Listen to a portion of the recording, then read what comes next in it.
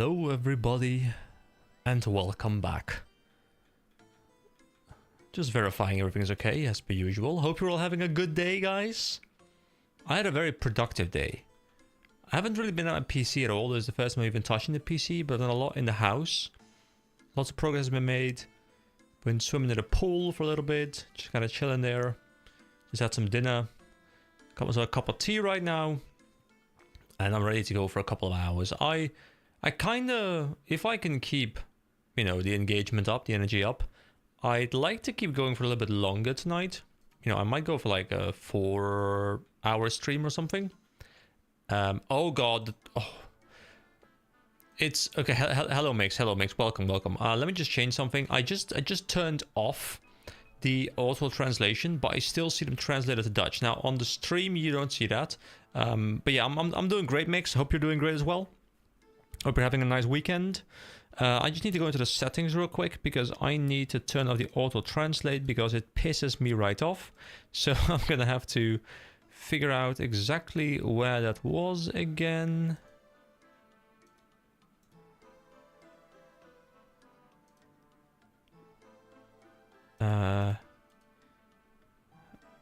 It was. I always forget where it was. As there's more options. I just wanna. Okay, hold on. We're back at this again. Isn't it in the? I thought it was just in the settings. I feel like they change where it is or something on occasion. Like it's so obnoxious. There are settings. How do I think it's over here. Yeah, I think yeah, translate live chat. Off. There we go. Thank you. I see everything in English now, I think. Starting at the next message, I'm hoping. Just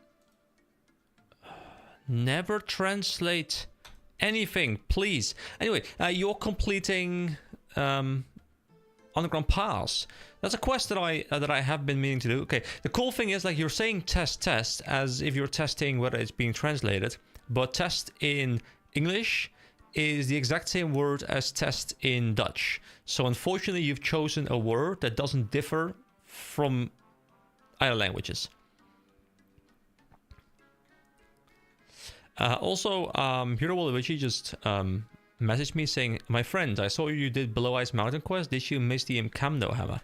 Did I? I can't remember, guys. It's been too long. Imcamdo hammer.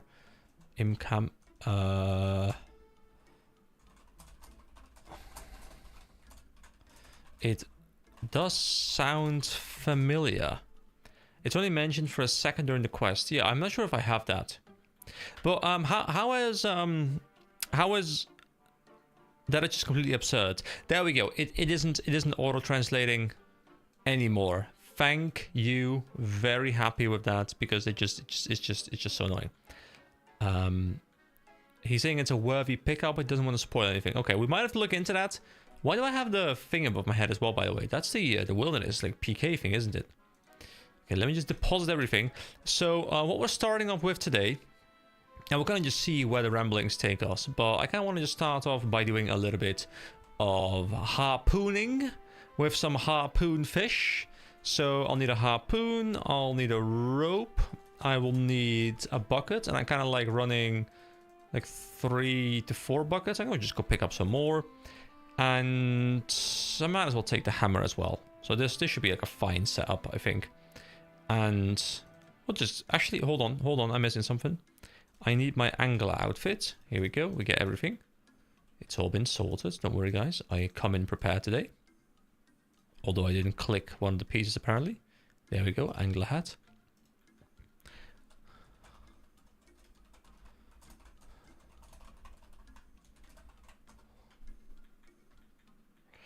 There we go. I mean, there might be a point in time where he's gonna watch this stream. I think Hero Waluigi, like, you know, he is like he's at the end-ish of the free-to-play part of the series, and he wants to remain blind. So, you know, he hasn't joined the Discord. He's not watching these live streams and stuff, I'm assuming. So, you know, he's commenting on things from like way back in the day. But it's kind of cool because I still get to learn some things about stuff I maybe have missed and stuff, which is just quite nice.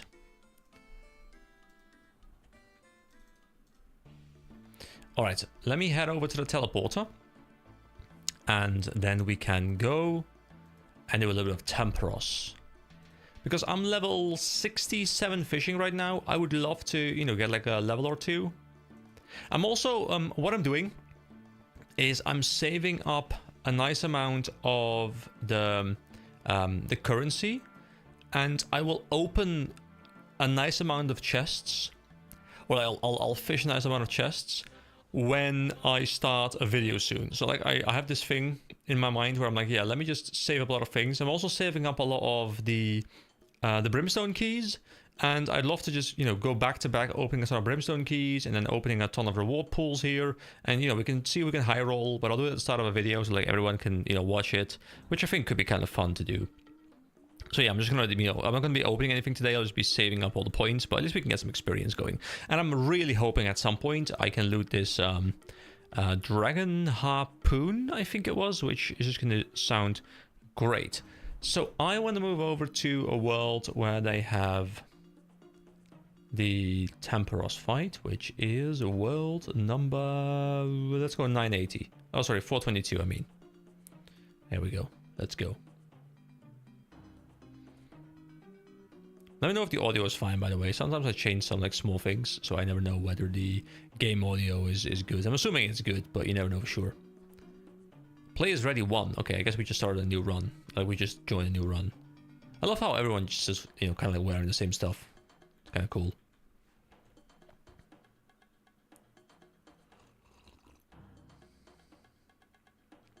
Wow. The pad is stuck to the glass. That's interesting.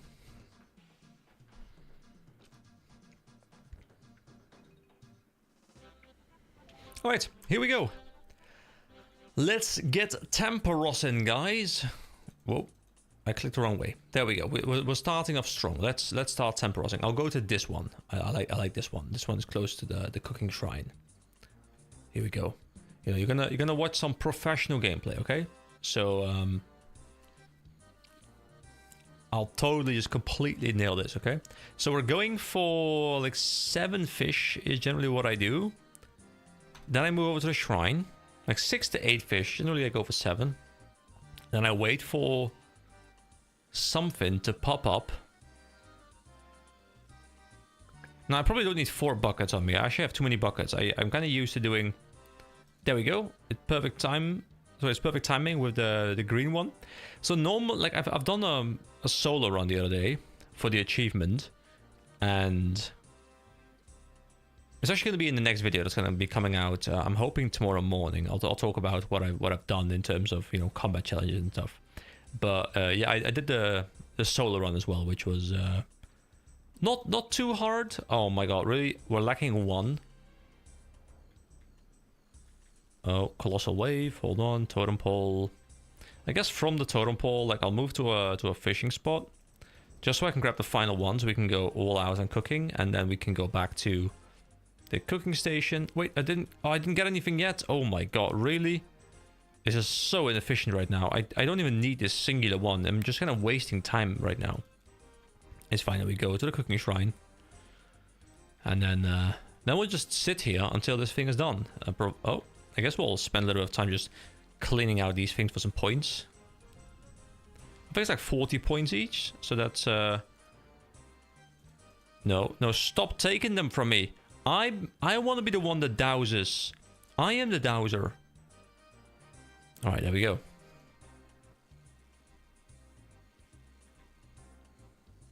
And now we chill.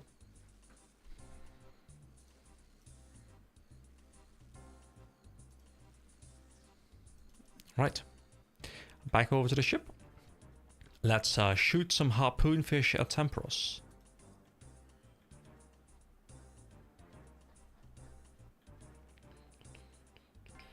Well, wait, I was gonna say, well, I'll sip some tea. Whoa, hold on.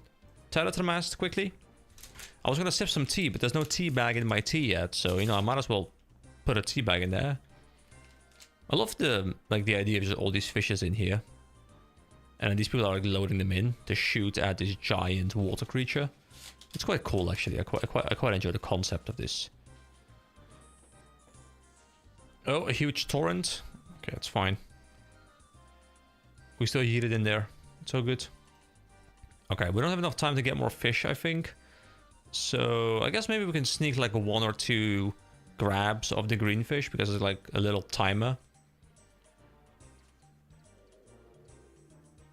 There we go. We got 3 fish and we shouldn't really have downtime. Perfect. Perfect. Lovely. It's such a chill minigame, you know. It's so easy just to be doing this for like an hour. And just chilling. Just chatting.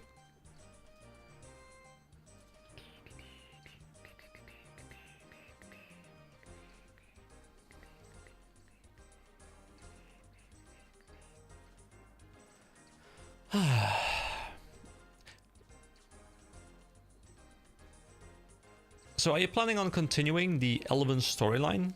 Because, you know, you've done Underground Pass, and I know it's, you know, like halfway through the chain, if even that. I really enjoy Guardians of the Rift as a minigame. Yeah, I mean, Guardians of the Rift, I'm quite enjoying myself as well. I kind of want to go back into it a little bit. It's quite chill. It's like I kind of enjoy Guardians of the Rift. I enjoy Temporos. Like they're active enough to the point where they're, you know, they're engaging my brain enough to not like have me fall asleep, but they're also not super high APM where I need to like just, you know, be like 100% focused. Like, you know, I can look over to my monitor. I can be reading the chat. I can be talking to you, and I still need to pay some level of attention because there's still something going on the screen. Like, it's a really nice middle ground, I think. Oh, here we go, Colossal Wave. So have you done Temporos? Or have you not done Temporos yet? I mean, there's still so many minigames I haven't done yet, but I'm really enjoying slowly unlocking them. Like, in my mind for a little bit, I was like, maybe I should do like a series where I just spend like 10 videos in a row going through like all the different minigames I have. But I kind of like the idea of checking out a minigame on a video, and then, you know, spending some time off recording, kind of just, you know, getting to grips with it, understanding it, and really learning, you know, how it works, what the rewards are, those kind of things. And then once that is done, you know, then I'll move on to a new minigame, because I quite like getting something out of the minigame, like in terms of like an actual gameplay experience, as opposed to just, you know, doing it for once and then not returning to it and like just doing it for the content, which is not fun. I wanna spend some solid time on Temporos here, and I've done a fair amount of runs. I guess we can see at the end how many times I've subdued Temporos. So you haven't done the Wintertodt and Temporos? Yeah, you have a lot of fun stuff to do, but that's fine, right? Wait, hold on, I should grab 2 more. What am I doing? I mean, there's a lot of fun stuff to do, and I'm really enjoying a lot of the minigames. You know, I didn't really enjoy the Tithe Farm too much, which I've also done recently, as you probably have seen. I'm actually not sure if you're caught up, but yeah, I did the Tithe Farm as well, which was, I mean, it was okay. But it wasn't very engaging. Like, it's reasonably high APM, and like, it's very formulaic. Didn't really enjoy it too much. But hey, this is pretty chill. But hey, man, if you wanna do some Temporos, you know, you're free to join me on my world, and we can be Temporosing together. Oh, there we go.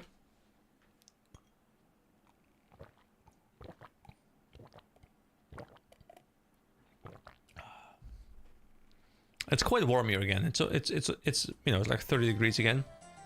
Oh wow, we're already done. Wow, that was actually a really easy run, but not the greatest for my permits. So I've killed Temporos 28 times now, which is, I mean, it's about a 4 to 7 minute run, so it's nothing too crazy, but slowly getting the reps in. I'd love to. Today may not work. I'm only online for as long as my girlfriend's away getting her hair done. I mean, that makes perfect sense.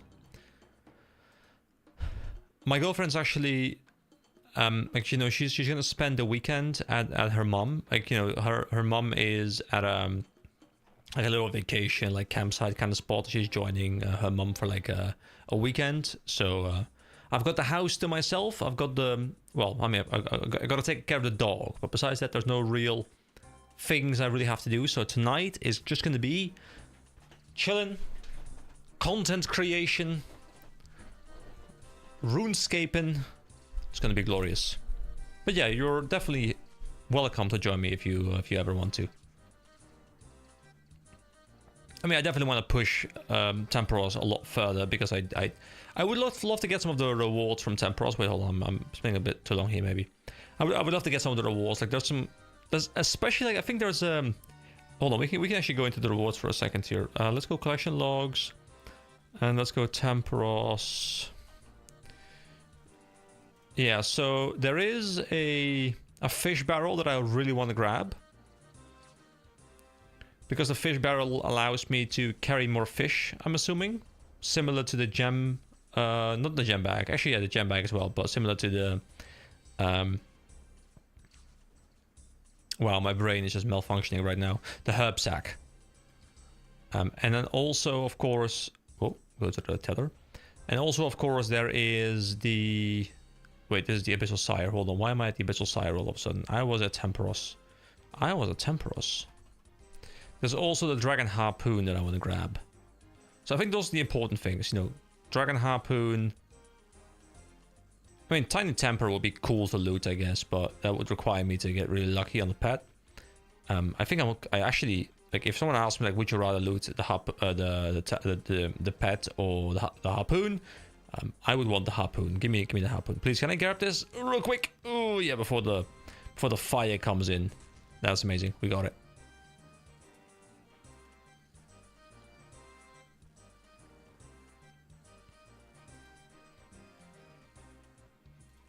You know, it's surprisingly quiet in today's stream. I think you're probably the only person here right now. Not sure where everyone's hanging out. You know, it's a Saturday. You would assume people are around, but I guess people are busy, which is fine. Whoa. I'll be here for a while. It's all good.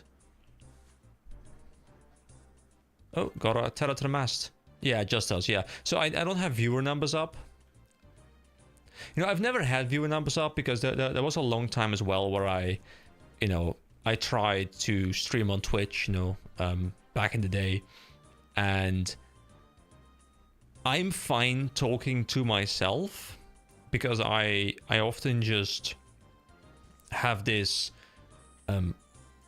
this feeling where I'll just be like, yeah, you know, I'll just talk as if there are like 1,000 people watching me, even if there's none. But I still don't want to see the zero number, right? You know, I still want to, you know, I want to believe that there's someone out there. And I'm, you know, there's no longer streams ever really where I have 0 viewers, which makes me very happy because that's like the most demotivating thing you can do, right? You know, if you're streaming for like 4 hours and then you check your stats after, and then like the only thing you see is, you know, average viewers 0, you're just like, yeah, I just talked to nobody for like 3 hours. Which is why I tend to prefer video content for a smaller channel. You know, you just this is always there and people don't really go back and watch VODs often. Unfortunately, that's a problem that's no longer there because I tend to have people here now, which is just lovely. Oh, there we go, Mix. You completed Underground Pass. Congratulations. Good job on the pass. Oh, whoa, wait, hold on. I should be here. I'm slacking. Well, congratulations. Good job. I heard Underground Pass can be a bit of a bitch, but I'm curious to see what it is all about once I do eventually get there. I mean, to be fair, it is my next quest in line. I do have everything except for thieving done, so I could do it at some point soon. And I guess we can do Regicide as well kind of soon, and we could do Roving Elves kind of soon. Morning End isn't that far off either. I mean, I can do quite a lot in Elven and stuff. Biggest issue are the agility checks. Yeah, I've never seen the quest, but I do know there's something about traps and agility, and like, you don't really need high thieving level to finish the quests. Okay. I mean, I'll see what I need when I get there, you know. Remaining blind is part of the fun.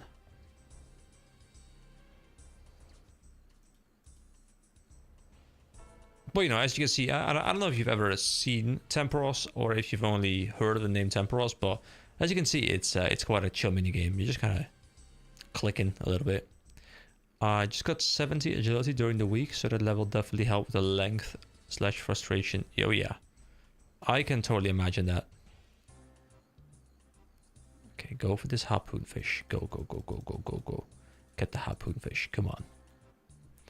Yeah, my agility right now is level 52, but honestly, I don't really mind leveling it too much.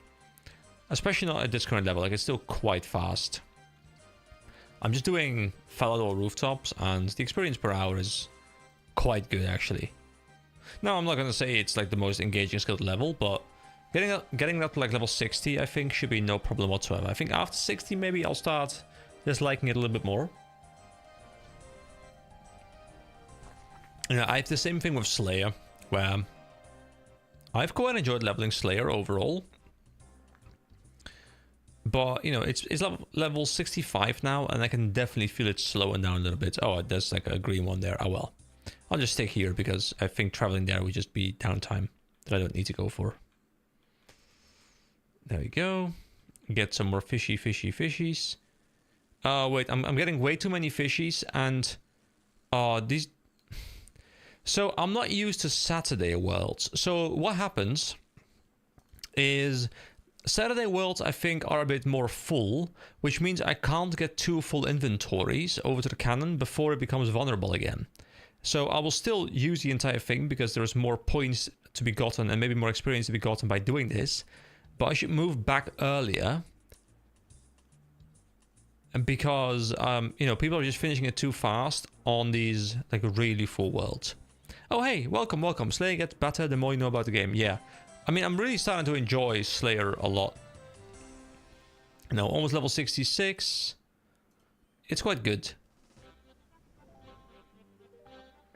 And I heard that the bigger money comes in at like level 70-ish. So I'm getting quite close to, you know, being able to potentially earn a bit of cash, because I'm noticing my cash flow is becoming a bit of a bottleneck to leveling some skills, most notably stuff like herb law. I'm starting to feel a bit of a bottleneck, which is fine. Actually, I'm happy about that, because a situation I had for a long time during this playthrough is gold felt secondary, because there was just nothing I really needed gold for. So I was just like, yeah, I just have gold, but whatever. But now that it's started to become a bottleneck, now I have a desire for gold. Now I'll start looking for methods to make gold, and thus I care about gold, and I think that's a very important thing in a game that has gold, right? Like, if there's one thing I hate, it's like, you know, when you're playing an ARPG, for example, and you care about the loot, but the gold buys you nothing. Like, quite often, gold doesn't do anything for you. So you just have, like, millions and millions and millions. And you're like, yeah, I mean, it's a cool number, but it doesn't do anything for me. And I really think it's very important in game design to make sure currencies you get feel impactful and you're enticed to spend the currency so that you want to get more of it, which creates a gameplay loop that keeps people playing. All right, where's the green one? Come on, and now. There we go, that's the green one. So about 7 to 8 fishies, I think, is perfect.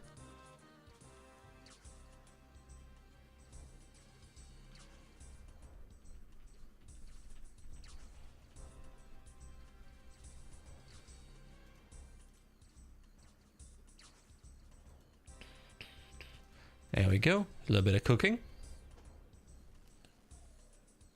Go, go, go, go, go. Oh, I was taking a sip of my drink. I wasn't looking at the screen. But we made it in time. It's all good. No worries. No panic, guys. Stop panicking, okay? Thank you.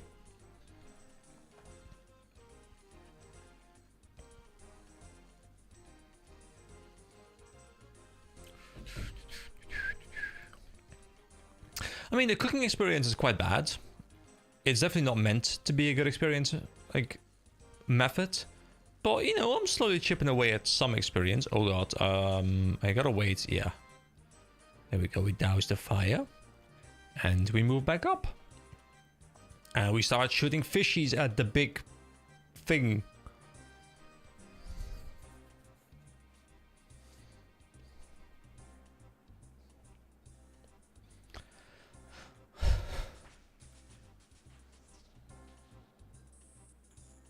Alright. So do you guys have any weekend plans? Anything going on? Or are you just grinding a ton of RuneScape this weekend?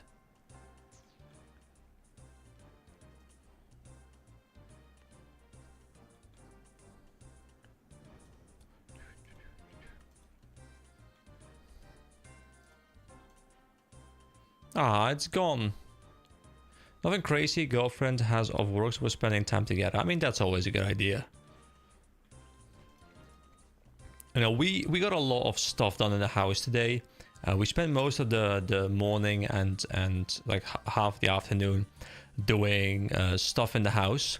So we like the hallway downstairs, there was still like bare walls, and like one wall, like one smaller wall in the living room also still had the bare wall.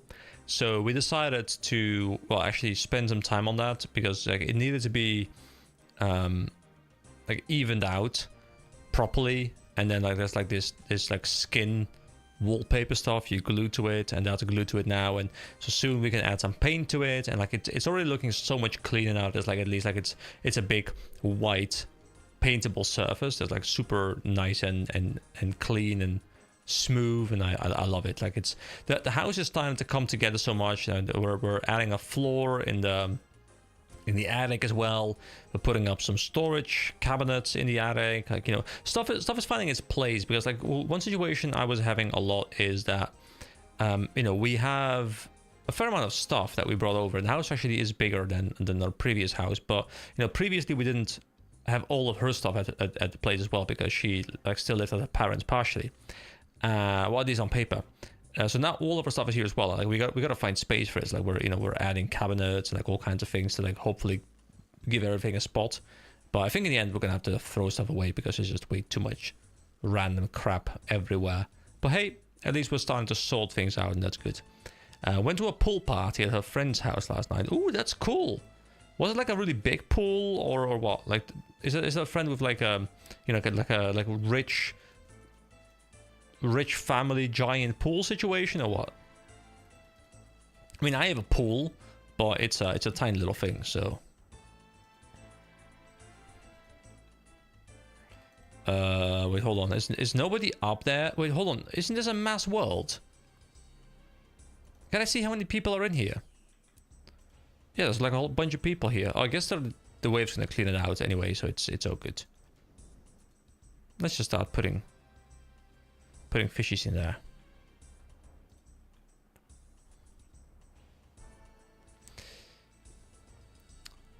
That's nice. I'm super excited to eventually have a house so I can do things too. Yeah, it feels really good. Like, you know, I've always lived in rental houses. You know, I moved out of my parents' house in 2019, and I've had, you know, rental houses since, and I just this year, like, you know, 7 years later, I managed to buy a house, which I'm very happy about. And you know, one of the cool things really about that is, as you just said, you know, you can invest your time into the house, and you know that it's yours, and you know that you can, you know, at some point maybe sell it for you know, returns, or just enjoy it for a long period of time. And like, you know, you're not improving someone else's house, you're improving your own house, and that feels really good. It makes me much more engaged in the process of, oh, I should move there or whatever. It's fine. It was a pretty nice pool, had a shallow end that we played volleyball in. It also has a slide and diving board. Oh man, that's actually like a proper pool then. That's a proper pool. Okay, I'm not gonna cook these. I'm gonna just throw them in here because the energy is almost done.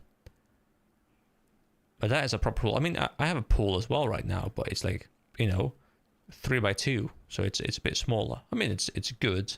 Don't get me wrong. I'm very happy with the pool. It's lovely. I mean, I would love to one day have a backyard with like a giant pool in there, like a proper built-in pool, but that stuff is expensive. And maintenance is a thing, of course.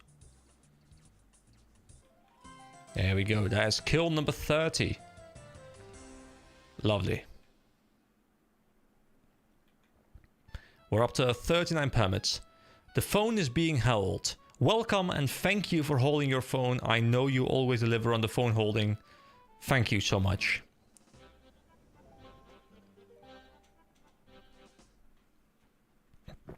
I am grinding Temporos, and just for anyone who wasn't aware, or who wasn't here at the start of the stream, what I'm doing today is, you know, really not of any relevance, but I would say I'm checking in from work. Hey, hope you're having a good day at work, and hopefully it's nice and chill, so you can actually check in frequently. I'll be back. Got to grab a burger from upstairs. Wait, a burger from upstairs? Bring me one. I could go for a nice burger. That sounds quite good. But yeah, plan for today's stream is just like doing some grinding. Nothing really to make significant progress. And I have a plan to like a big opening of loot boxes kind of thing at the start of a video soon. So I'm just like stacking up a ton of permits here so we can have like a nice opening montage kind of thing. I have some keys as well, some brimstone keys as well that I want to go open up. I think I have like 6 stocked up or something. I'm just gonna have like a nice opening stream. So far, stream is underwhelming compared to title. Ooh, am I not rambling enough? Ooh, but you know what? The thing is, I gotta find a topic to ramble about. I mean, I've rambled about my house, which is like completely irrelevant to the gameplay, which is good. Like that's what you expect of me. And ooh, so you're telling me I gotta up my ramble game? I gotta find more useless topics to ramble about. I mean, I had a 2-hour walk with my dog. As in, you promised rambles, nice gameplay. Yeah, I'm sorry, man. You know, what I try to do is I try to find like the most easy thing that I could just click on, where I still had the option to ramble, but I wasn't like stopped by the rambles. Like we can actually do both at the same time. Like I'm trying to be hyper efficient here with my rambles. And let me give you a small ramble. So I was walking my dog the other day. I had like a nice 2-hour long walk. Like it was lovely weather outside. I decided, you know what, I wanna just spend some time walking. It's good for me, good for the dog, good for everyone. And during that walk, I realized apparently you have an option nowadays, which may be, you know, it may have been there for a very long time, but I just saw it. And it said, voice message respond to comments. And I'm like, I can do that? So I left a voice message to a comment the other day. And that was actually quite fun. Like, you know, I thought it would transcribe it to text and just put the text there, but no, it actually uploads an audio file that you can click, I think, and you can listen to alongside the potential transcription you can click. So that's actually quite cool. Unfortunately, they do say, you know, they limit your message to 30 seconds, and it's really hard to get like a really big response to a comment out in 30 seconds. But for like really small comments, you know, I might start just responding more often by just rambling. So you know, you might see some of those things pop up. The rambles aren't useless though. You know, I'm happy they're not useless. Where was this? Can I see it? I mean, yeah, it was on. Well, hold on. I think I can find it. Hold on. I think it's easier on my phone right now. So. Yeah, it was in the video, like the weirdest died in OSRS, where I did the Taiwo One Trio quest, and it was a message by hold on, what was the pronunciation again? So it's Shizuru Nakatsu with the anime girl as a profile picture, and I replied to that with a voice note, and that seems to have worked. Oh, gotta go here, gotta click. My rambles are almost distracting me from efficient gameplay. And you guys know what it's about now. You know, you guys know when you come here, you're guaranteed one thing, and that is efficient, high level, high mechanics, intense gameplay. I'm sure that's what every single one of you is here for. It's to watch me play like a professional. Because that's what I am. For sure.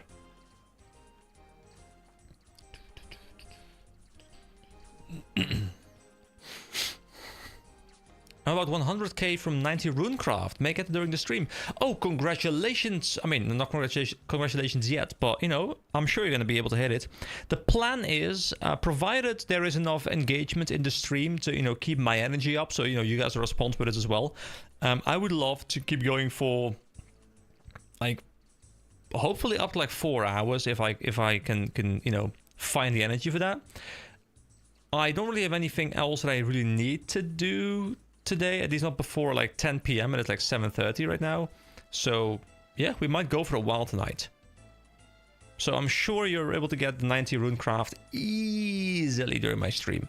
I mean, I don't know what the experience per hour is on runecraft. I'm assuming you are doing that in Guardians of the Rift.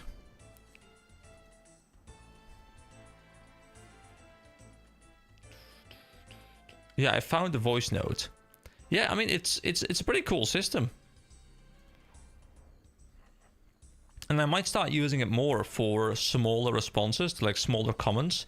So I can actually, I think you can do images too. Maybe, I haven't tried that. But I think I'll start doing it more, maybe, because I quite like the idea of, you know, when I'm walking my dog in an area where, you know, I don't feel weird talking into my phone, responding to comments. Like if I'm out in nature or something, like I could just respond to a couple comments. That's pretty chill. Roughly 60k experience an hour. Yeah, then you should be able to hit it during this stream. Provided you don't slack off and take long breaks, you know. Sir, no slacking off here, okay? We're all about efficient gameplay around here.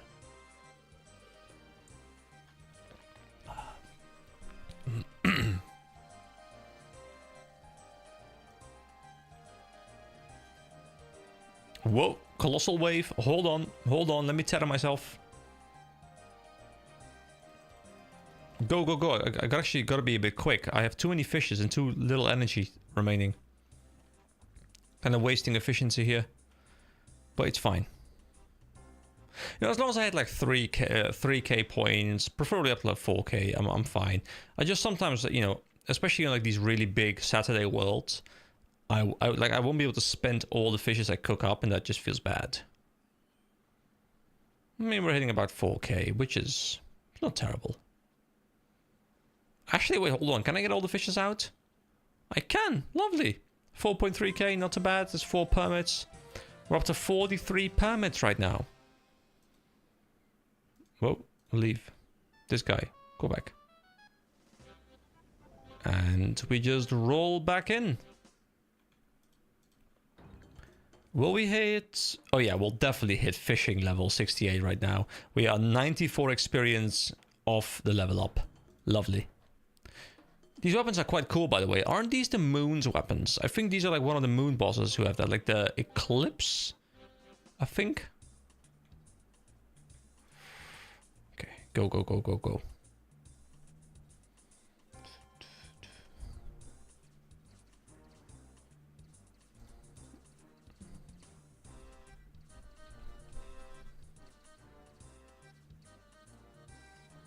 Blood Moon. Oh, okay. But at least I was right. It is a Moon's weapon.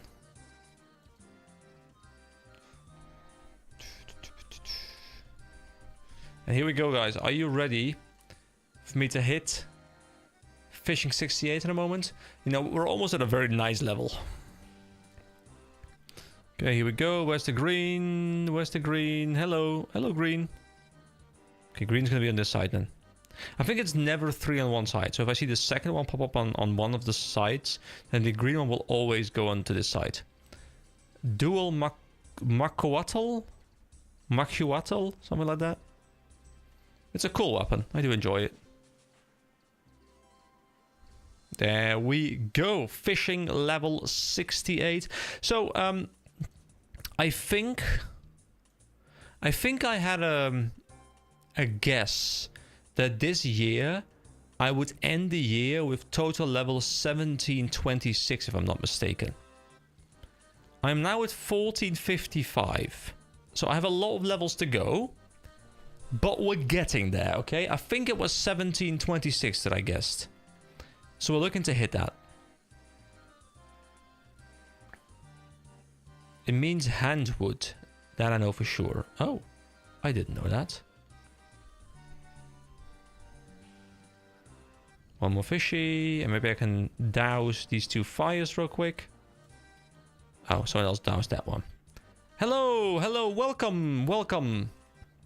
Good evening, afternoon, morning, Christmas, wherever, what time it is over there. But hello, welcome. Welcome to the Saturday Rambles, where literally nothing in terms of gameplay is going to happen. It's just going to be me grinding experience, doing things I would normally do during editing, but just doing it on screen and rambling. There we go. That's what we live for. I don't know where these rambles are going to bring me. I don't know what kind of topics we're talking about today. Whether they'll be super deep, whether they'll be completely irrelevant to everyone here. But we're doing them. All right, harpoon fish. Let's click them. More clicking, guys. Some more clicking. No, the person who told me at some point that I can move the camera with the middle mouse button, that person is my MVP. I don't know who it is. I don't know if that... Dude, can you just think stop moving? I don't know if that person is here, whoever told me that in the first place, but my god, it's just made my life so much easier. Found the pin. Yeah, 1726. Okay, we are hitting that, by the way, okay? 1726... Hold on. So that is... Whoa, no, wait. Click the wrong thing. Go. No. Okay, I just lost a bucket and some fish. Okay, that's not terrible. I was busy looking at skills. So 1726. Yeah, we can definitely do that. Like that would be 1726. Whoa, I can't type. 1726, and we are now level, what was it, 15? Wait, where am I going? I'm not supposed to even go. Actually, I'm supposed to go here because I'm out of fish. Multitasking 3 things is difficult, guys. I'm used to doing 2 things, okay? So 1726, and we are... Oh wait, this thing is vulnerable. What am I doing?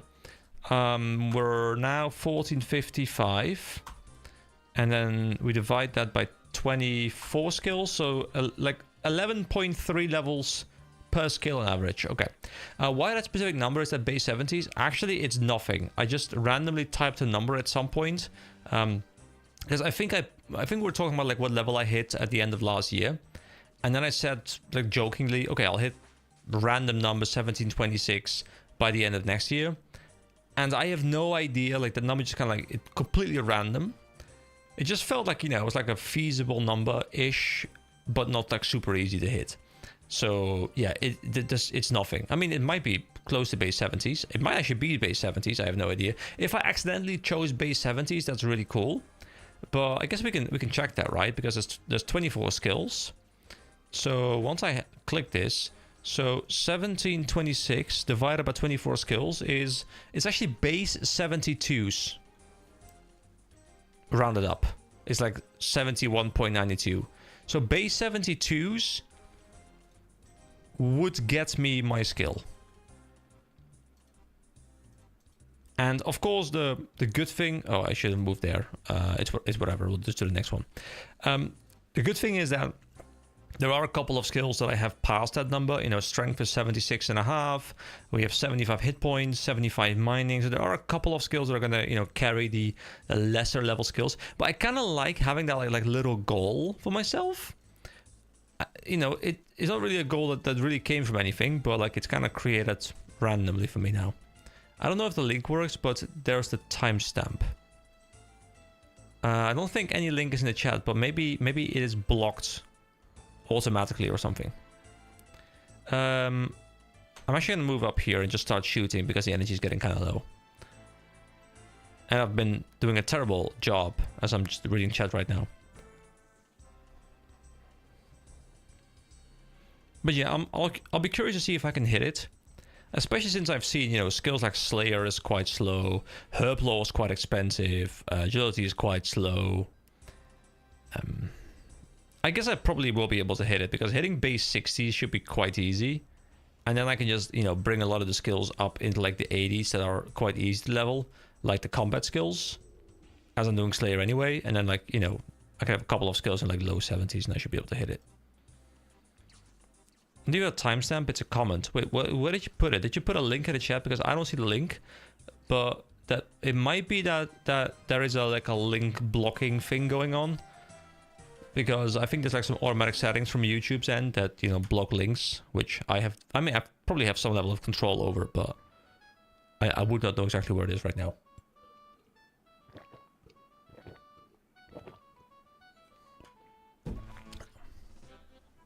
All right, next run.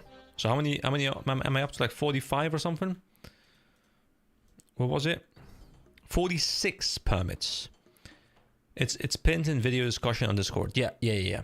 That's what I remembered from as well. So yeah, 1726 guys, we can hit that, okay? By the end of the year, if nothing crazy happens that pushes me away from being able to create content. Oh, he's not my evil Bob. Okay. Then I should definitely be able to hit that. You know, we're gonna get I'm assuming most of my combat skills will be mid 70s to low 80s by that time, so they'll probably carry a lot of levels.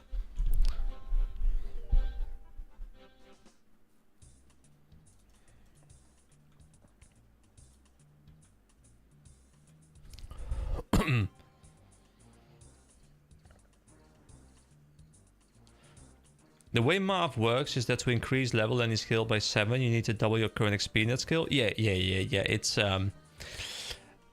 there's definitely a couple of skills that are gonna, you know, become more challenging as I get into like the 60s and stuff. Like I'm noticing it mostly with stuff like Slayer, where I can definitely see it. Oh, I should move over here. Moving up a bit slower. Fortunately, there are also just a bunch of skills, like fishing, like cooking, that I feel like if I just spent, a fair amount of time doing stuff like this, I should be able to get it to like mid 70s quite comfortably. So a lot of the skills I can overshoot the 72 mark, and I can, be a bit more chill with stuff like herb lore. Maybe that might be more expensive. Yeah, 92 half with 99. Yeah, I'm aware of that. Like I know it's quite ridiculous. Like it's quite weird to think about, that I've been playing this game for like what 800 hours or something now, and I have a couple of skills that I'm like, yeah, level 76. Like, that's not too far from 99, right? We're quite far in, but I know that is like 10% in. Ish. Which is not very far. Oh wait, hold on. Keep cooking. What am I doing? Keep cooking! We must cook!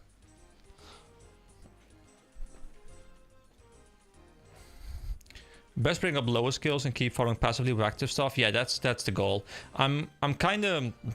And I think I'll talk about it on a video. I think it might even be tomorrow's video. I still have to finish up editing that video, but... I think on tomorrow's video I might even talk about it a little bit, where the goal is going to be to start bringing up some of the lower level skills a little bit. Well, hold on. I'm done. Okay. There's stuff like mahogany homes that can bring construction up quite easily. There's guys the rift to bring room crafting up quite easily. Sailing, of course, is something that I want to spend more time in. I think I've heard half of 100 is 99.9 in Worm Online. Oh, that's ridiculous. That's absolutely ridiculous. But I still believe it. Because ridiculous grinds are, well, not too rare in MMO design.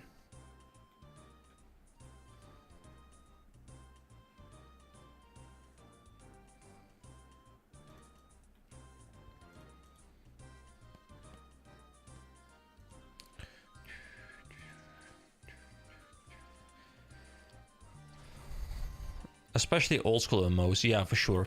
Oh, by the way, did you guys hear? I mean, I think it is still rumored, but I think it's been sort of semi-confirmed. Did you guys hear that World of Warcraft Classic Plus, so the OSRS equivalent, where it's going to be Classic but with updates to Classic, seems to be coming this year? I mean, there were content creators apparently who mentioned that, but if multiple content creators seem to cite a source without being able to tell the source, then they probably had insider information, and someone maybe spoke before they were allowed to speak. But I mean, I'm curious about that, because I quite enjoyed my time with WoW Classic. It was quite fun, but if they have new content coming into the game, like it could have a similar thing happening to it that OSRS did, where the classic version grows so much that it becomes more well, like a larger player base maybe than even retail, because I think, you know, Classic has already been like such an incredible hit, even when, you know, with its unchanged state. But if they can also change it with like a poll system, maybe similar to RuneScape, stuff like that, I think it could become a really huge thing. I don't trust Blizzard anymore. Yeah, I mean, that's a fair consensus that I fully share. But hey, let's hope that the developers who are doing the stuff to do with World of Warcraft Classic really just love World of Warcraft Classic. Because I think that's quite often one of the cool things about like smaller teams designing older versions of games or just older games in general, is that I think at least they often have more passion, because otherwise they'd probably be designing for the newer game on the newer engine. So quite often, you know, if you have to design for like an old school version of a game, you probably have more passion for it. Now, whether that means you have more leeway to do things, or when the management's going to be like, yeah, just create whatever makes most money and, you know, just shut up, do your job, that I can't tell, of course, but at least the developers will have as much passion as you can possibly expect, I think. Like, you know, we have the similar thing going on in the Guild Wars community where, you know, I'm still actively following what's going on there. So we've had the announcement of Guild Wars 3 coming in. We've had the announcement that Guild Wars 2 is going nowhere. And for the first time in like 20 years, there's going to be active development in some capacity for Guild Wars 1. And the people who are doing the Guild Wars 1 stuff, they are like, they're super passionate. Like they brought back a lot of the old developers who made the game like 20 years ago, and they're, you know, I've seen some interviews where they're just talking about like, you know, they just feel so blessed that they even get the chance to work on the game that they love creating for, because it wasn't like this maintenance mode situation where, like, you know, no content was going into the game anymore, and now they get to do creation for it with some level of funds from the company, and they just love it, and you can see it in their design. Like, it's just they love doing their thing. Never, hold on, let me, whoa, tether yourself. Never played WoW, but the hype and expectations for Classic Plus, along with the difficulty of designing the system, seems like it might be a letdown in the making. I mean, yeah, for sure. I think almost everything that is like as hyped as stuff like, you know, Classic Plus World of Warcraft, or stuff like, I mean, even GTA 6, I guess, is in a similar vein. I think those kind of games, like, they're always so hyped that it's almost impossible to even live up to the hype that's being created. But hey, I also enjoy my time. I still might play it for a bit. I might have a good time. But then again, I've been burned so many times by MMOs that I'm kind of in this boat right now where I'm like, you know, show don't tell. If you tell, like, you know, I'll hope that whatever you're saying is correct, but I won't believe you until you show me exactly what it is you're doing, and I'll form my own opinion about that. And if I like it, then I'll play it. If I don't like it, I don't play it. Like, I'm still on hype trains a little bit, but I'm very skeptical until I'm proven wrong. The only game I'm carefully optimistic for is Guild Wars 3, but that is only because both Guild Wars 1 and Guild Wars 2 have been successes in my mind. So the company hasn't made any missteps yet. So at that point, like, you know, why wouldn't I trust them that game is going to be good as well? But if it's a company that is like, you know, let me down to the past, then yeah, it's you know, it might just be shit as well. I think people are getting tired of seasonality in WoW. Would they make Classic Plus permanent progression like OSRS? I think so. I think the idea is pretty much copy OSRS's plan. And I think they should, by the way. I think if you want to be successful with something like Classic Plus, like, why would you not copy this? Why the hell would you not just copy this system?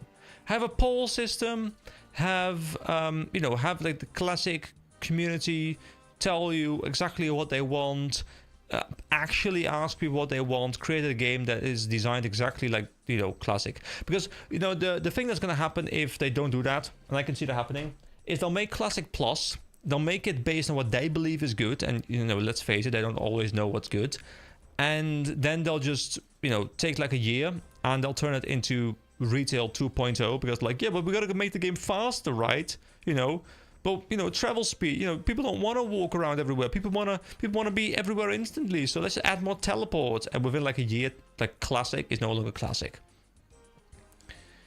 I'm waiting for the Riot MMO. Oh yeah. Also, good morning, little boy. Hello, welcome.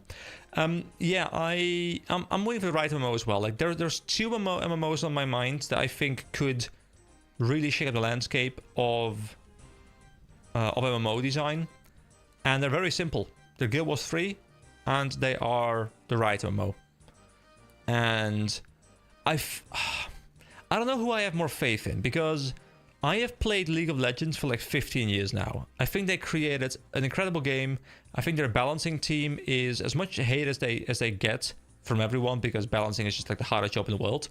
I think the game is so incredibly well balanced in general that I do have a lot of hopes and a lot of faith in their ability to create games, because all of their games have in some capacity been a success. So I kind of feel similar to them as I do with Guild Wars 3. Like both ArenaNet and Riot have never made a game where I'm like, yeah, this is just a crappy money grab. This is terrible game design. This is, you know, they're both companies that don't really go for the big money, at least not at the expense of their game. And I think that's the thing I respect most. And I think that's the thing I respect about Jagex as well, at least when it comes to OSRS. Although they kind of did that with RuneScape 3, right? Where they kind of ruined the game well, just to make more money.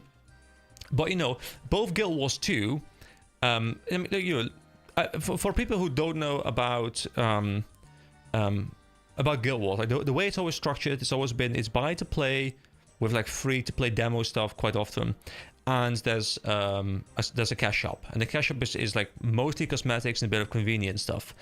And I think that's been quite good design. You know, there's never been a battle pass, there's never been a paid sub, there's just never been anything like power in the store. It's always just been, you know, you buy the game, you play the game, if you want to spend some more, then fine, but you don't have to. And I think that's been great design. And then Riot, similar, you know, like League of Legends. I've played League of Legends for 15 years now. I've probably spent under 500, maybe like in the 500 to 1k range, which sounds like a lot, but you know, if you play for like 15 years, then like even if it's 1k, it's like it's nothing, right? That's like what, like 70 euros a year or something on average. And pretty much all of that was in like the first 2-3 years when I wanted to like buy champions because I wanted to play different champions and I didn't want to wait. Didn't buy too many, by the way, but you know, you buy some skins and stuff. But I think in the past like 5 years I haven't bought a single thing, but I've gotten so many hours of enjoyment out of it. And you know, Valorant, even though I don't really enjoy first person shooters, it's just not really my type of game. I do enjoy them, but I'm terrible at them. So you know, that's been a success. Their fighting game I'm not too sure about, because I think that game just doesn't really exist. I mean, I've played it like a little bit, but it's like, I think nobody ever plays it. The card game was pretty good. So I'm like kind of optimistic, because I do think that Riot knows how to make a good game. And like, I think in my mind, it just comes down to, can they create a good game? And can they create a business model that keeps them afloat while not ruining the game? And there's only 3 companies really that I trust with that, and that's Jagex, ArenaNet, and Riot. And well, I don't think Jagex is like creating a new MMO or something, so you know, they're kind of out of the new MMO race. So yeah, I think it's gonna be Riot or ArenaNet that just takes the cake as like the next gen MMO. And I think if either one of them nails their game design, it should become like the next big thing, really, because let's face it, as much as like WoW and Final Fantasy and RuneScape, like they're amazing games, they have a lot of stuff going for them, they have enormous fan bases, people are wanting something new. And I think it's less that in RuneScape, because RuneScape is like so incredibly unique that it's like it's an MMO, but it's like, you know, it's a point and click MMO. It's like really weird. But I know for a fact that people in the WoW community and the Final Fantasy community, they're like, I love my game and I still play it daily, but I kind of want something new after all this time. All the recent RuneScape 3 up. Hold on, I don't have enough time. Let me just quickly put them in there. I need to work a bit. See you later. Okay, see you later, man. I'll still read your message, but see you later. All the recent RuneScape 3 updates have honestly made it pretty good. If I wasn't hooked on the Ultimate Iron Man lifestyle, I'll probably play it right now.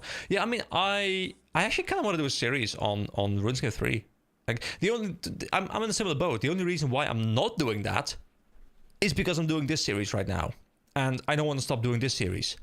But if I wasn't doing this series, I would probably be doing RuneScape 3. And maybe I'll do like some like videos on it, or maybe I'll do like some streams on RuneScape 3 sometimes, so we can like kind of check it out together, because it is like there's a lot of overlap in the community, I'm assuming, so there's, you know, people will be interested in it, hopefully.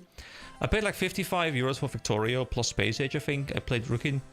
I've played Rookie numbers over 3,000 hours or so it's not even expensive per hour. Yeah, it's great. That was a good burger. Hey, welcome back. It's great that you know, one guy leaves, another comes back, but yeah, hope you enjoyed your burger. Apparently it was good. And that was nice to hear. Alright. Let's rust some more temper. Guys, does Temperos have like a cool nickname or something? Like, you know, is Temperos called Bob? I don't know, something like that. The Temper Boss. I only played RuneScape 3 when it had leagues. It has some really good systems, but the quests are ass. So, without spoiling anything, what makes the quests ass? Is it just like they let go of what made RuneScape quests so good, and they're more like standard MMO quests or something, or is it something else?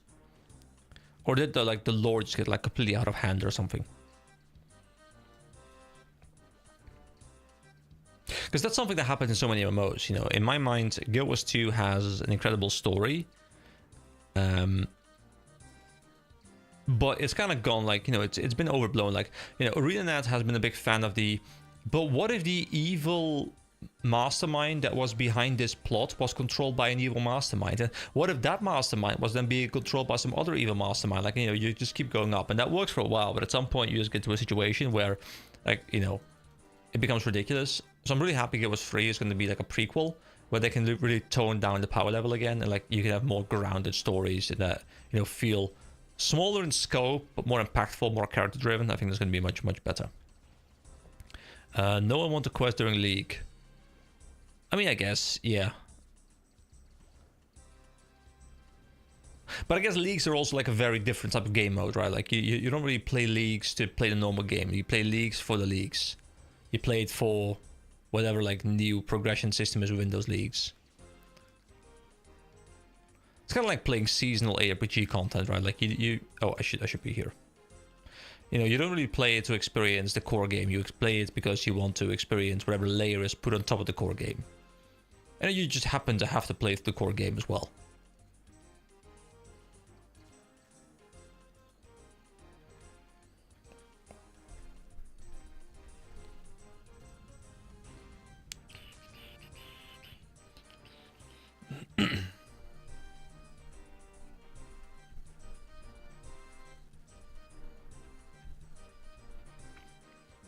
Hope you guys enjoyed this banger soundtrack, by the way.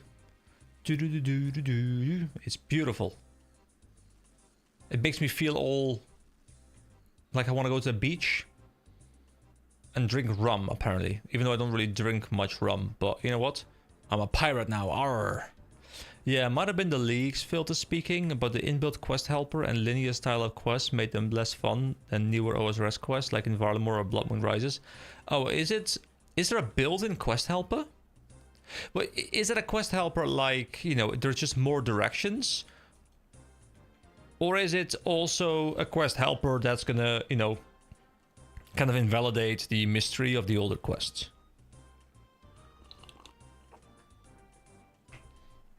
Because, you know, I'm used to playing other MMOs and they will often just have, you know, like, go to X place and like you'll know exactly where to go because the game tells you exactly where you go. But that's just like the core design that is present in the game anyway. So it's not really a quest helper. It's more of a, hey, this is just the way our quests work.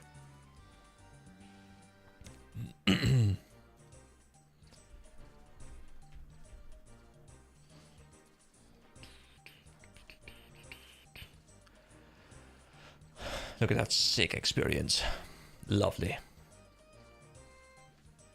Guys, when I do my big opening of all of the permits,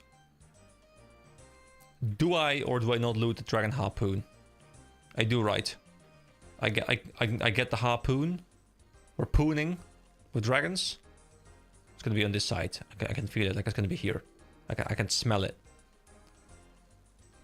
Oh wait, hold on. I need to go here real quick. Go, go, go, go, go. We must harpoon the spirit pool.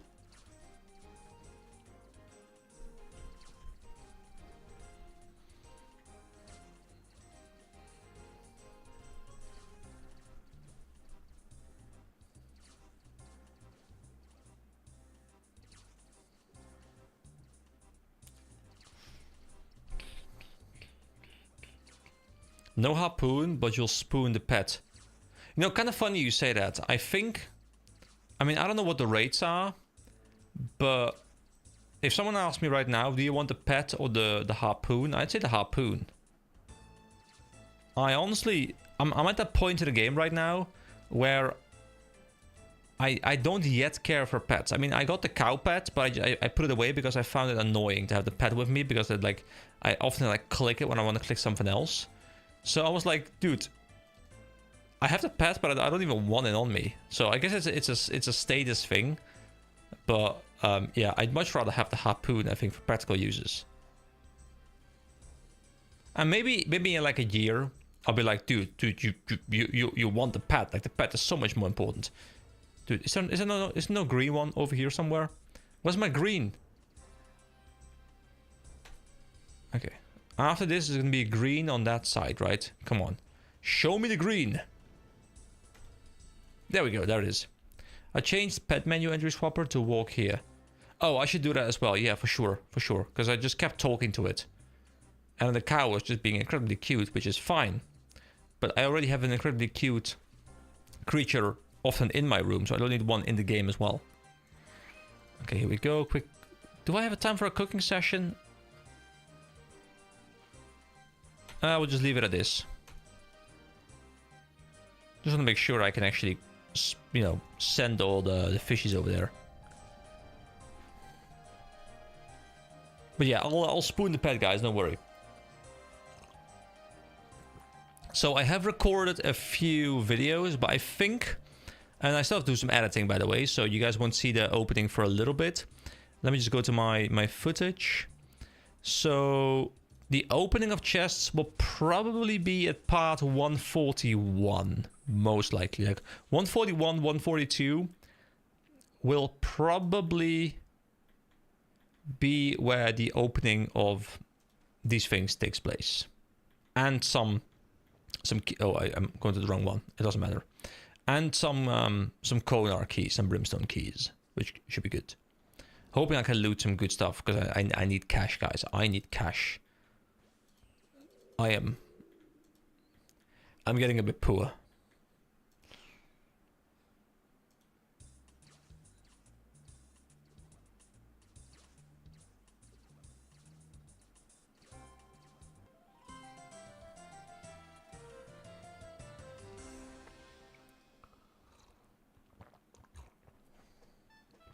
Alright, we've killed about 10 Templars or something. So let's go do something else for a little bit, you know, just to mix things up. I do know what it is that I want to do, and that is I want to go to the mining guild because I want to make progress towards getting the mining gloves. Because I do have a strategy in mind that I'm not going to spoil because it has to do with a video you guys haven't seen yet. But I'm working on something cool that I think will make my character quite a mining beast, okay? So let's go and you're not an iron, making cash should be quite easy. Oh yeah, it is. If I really put my mind to it and I find like a good way to do that, it should be easy. But yeah, I haven't really focused specifically on money. I just focus on like making progress, and I'm hoping I can make some cash on the side.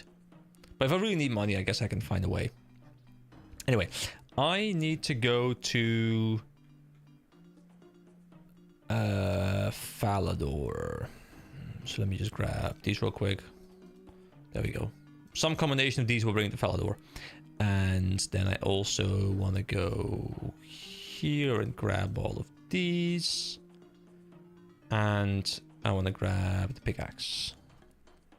Here we go. Bloop, bloop, bloop, bloop.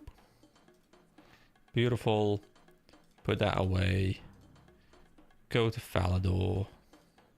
There we go.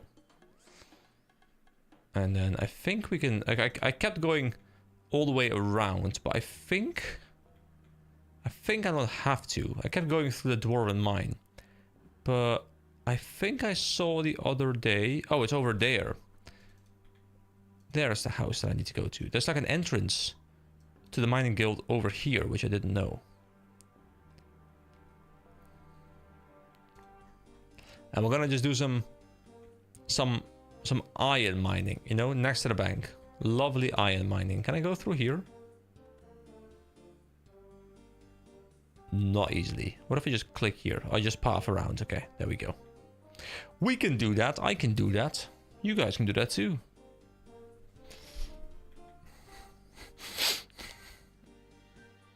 Alright, go down the ladder. And let's get mining. Wait, is this guy mining here as well? Because this is the spot, you know, these mines. Is this guy doing this as well, or is he going to go someplace else? He's going someplace else. He is doing... Oh, he's doing elementite. Okay, so here we go. Oh, wait, hold on. We got to put these away.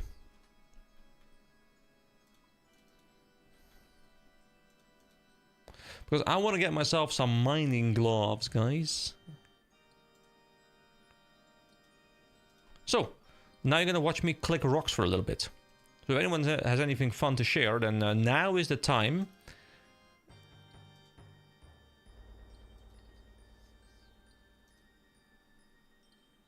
Because this gameplay, I believe, is what they call riveting.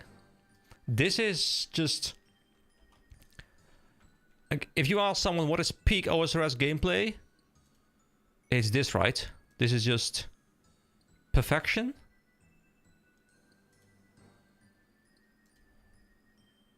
Like, why would you want Netflix or Prime or Disney or YouTube or Twitch? I mean, to be fair, you would need YouTube. Why would you want anything else than YouTube if you could just watch someone click rocks like so? How you doing, AK? Haven't caught a stream in a while and ain't seen you in the server too much recently. Oh, I'm here. I've actually been playing a ton of RuneScape, so don't worry. I'm here. I'm doing quite good. Been quite busy today, but I'm doing quite good. How about you? I mean, yeah, I haven't really been talking in the Discord too much recently. That is definitely true.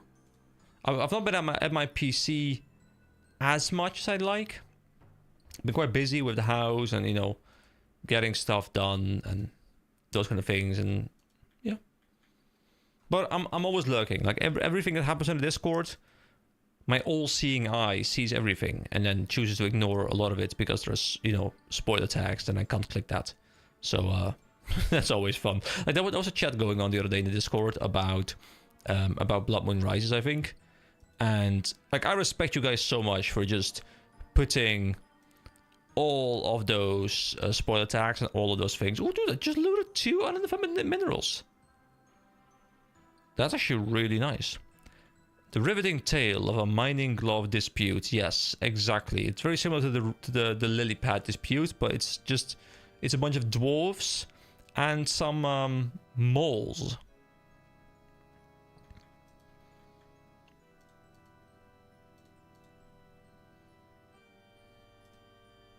Here we go. Bam! Easy peasy. So I think I'm up to about 20 or so. Like, I think I'm up at like 19 un-ID'd minerals. And I think I need 40 for the normal ones, which I will just grab.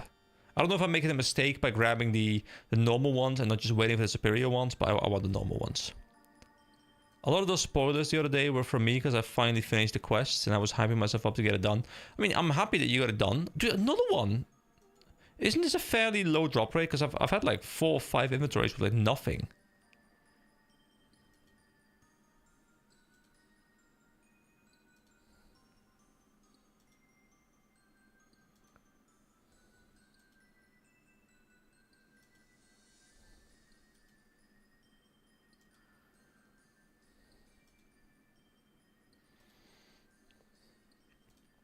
But yeah, I've heard so many good things about the quest, and it seems people really enjoy that quest. So I'm looking forward to at some point getting it done as well. But my god, there's so much else that I'm looking to do first. Like every time I look at, like, you know, the way it often works with me when I want to start a recording. Okay, so you know, quite often I'll be like, okay, tonight I have some time. You know, I'll go do a recording, and I'll just, you know, I'll start a RuneScape and I'll be like, okay, so what is it that I want to go do? And then there's like just this enormous list of things to do, and I'm quite enjoying slowly chipping away at everything on that list, and the list like keeps growing bigger and bigger and bigger as I'm like crossing things off.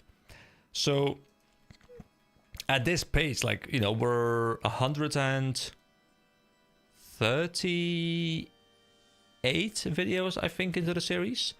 I'm pretty confident we'll be at least 250, if not 300 plus at some point. Maybe even more. Like, I don't know how long it's going to keep on going for, but there's still so much for me left to uncover. Like, I'm barely leaving the early game, I feel, and there's just so much stuff to do. And then, like, sometimes I'll find these, like, little grinds that I want to do, and I'll just, like, spend, like, 15 hours of recording, like, going for that grind, because I want to get it done. Like this one, for example, right? You know, I want to get my mining gloves done. And I guess this time I'm doing it, like, partially... yeah, you know what, I'll just keep it. 640 is not too bad. You know, normally I'll be doing this off screen, but now I guess I'll spend some time doing it on screen, because I need something in the background, right? Like, to me, honestly, most of these streams, they're not really about the gameplay. They're just about being able to ramble and just have a chat. And I just have to choose something that I can do in the background that is low enough effort, where I actually make some progress on whatever I'm doing. I've noticed if I'm trying to do things I haven't done too much, like last time we did like some housing stuff, then yeah, it will just fall flat, because I'll just be busy talking to you guys, and then nothing will happen on stream, like on in game. It took me a dozen tries in the final fight too. Was quite hard. Yeah, I'm really curious. Once you complete the fight caves, you'll be properly in mid-game in my eyes. Okay, so how difficult is fight caves? I have no idea, and I don't need, you know, spoilers, obviously, but I'm assuming fight caves is harder than anything I've done so far. Like, harder than, I mean, I think the most difficult content I've done so far is moons. You know, Monkey Madness was definitely easier in terms of its mechanical difficulty. And yeah, Moons must have been the hardest fight I've done mechanically. Can you show stats? Yeah, sure.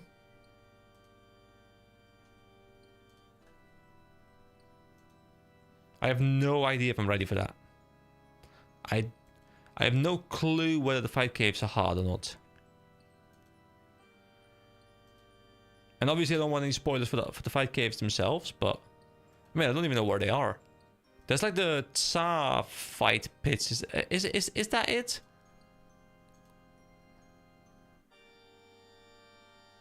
Are those the fight pits, or is it something else?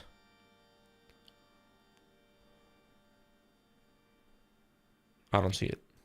Like the Karamian cave thing, like under the volcano. Hold on, let me go back to the stats actually, if you want to still see it.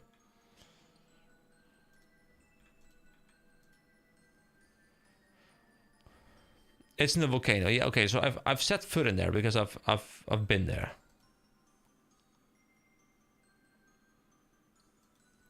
You could technically do it now, but it will be a slog. Okay. I mean, I'm in no rush. I have so much stuff to still do, so many grinds to still commit to. Fight caves are hard when going in blind. It's an endurance battle, basically, so conserving supplies is very important.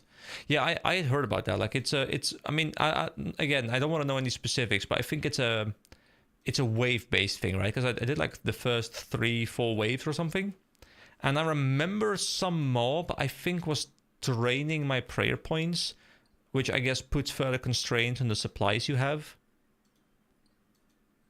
But I think it's going to be an enjoyable experience to learn how that works and, you know, try and theory craft the perfect inventory setup for me to take and those kind of things. I think it's going to be quite fun.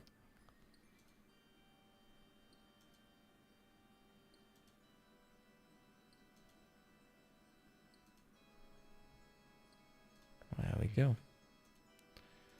How many do I actually have? Let me quickly verify. How many on-ID materials do I have? 23. And I have 23 golden nuggets. Okay, 17 left to go. I think we should be able to grab that. And if not, you know, we're making some level of cash if I can just sell this.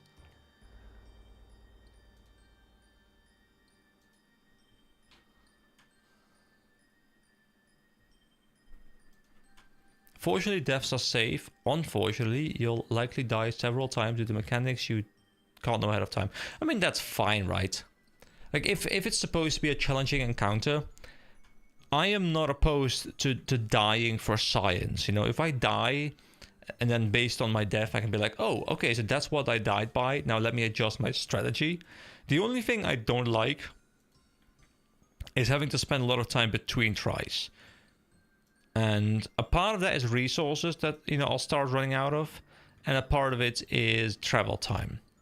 And I've said it before, but like one of my favorite semi-difficult games is Ori, The Blind Forest and Will of the Wisps. They're reasonably punishing games where you can like make a lot of mistakes. But every time you die, you pretty much instantly start right back where the difficult part starts. So you can just go, go, go, go, go. And you can really learn the rhythm of whatever thing you're struggling with very freely, because even though it can be challenging, you know, there's no downtime to practice. And I don't know how it's going to be with the fight caves. I've heard that with the new boss, because I do see some stuff on Reddit sometimes.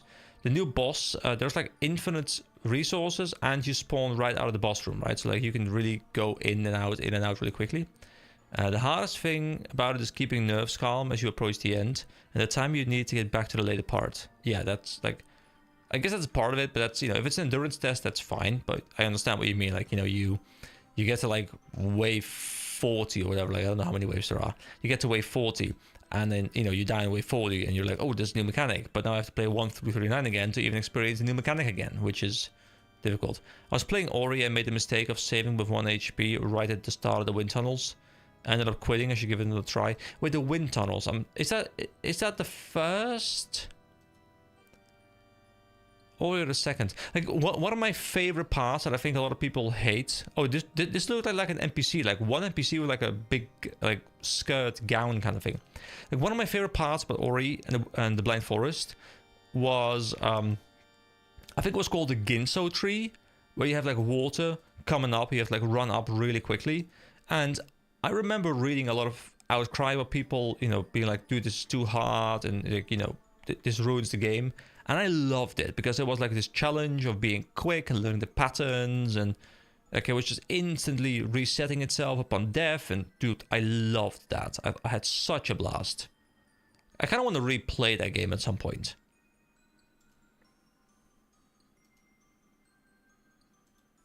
Funny story, actually at some point I had like 3 videos recorded of me doing a playthrough of Ori before I really moved like hardcore into the MMO scene with my videos. So I had like 3 videos like done, like all edited and stuff, but then I canceled the project and I just kind of, you know, deleted the videos at some point for space. But yeah, there was a plan at some point.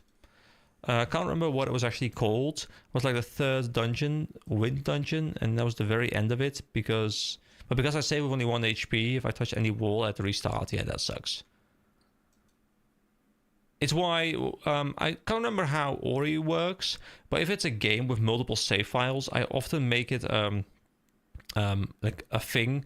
Like if it's an RPG, for example, I'll make it a thing where I have like 5 save files, all for one specific playthrough. And I'll go like 1, 2, 3, 4, 5, 1, 2, 3, 4, 5, 1, 2, 3, 4, 5 every time I save. Because that makes it so that if you ever screw yourself over in like save 4, you can just be like, okay, I'll take the hit, I'll go back to save 3, and I'll have to replay a little bit, but you know, I'll be back where I was.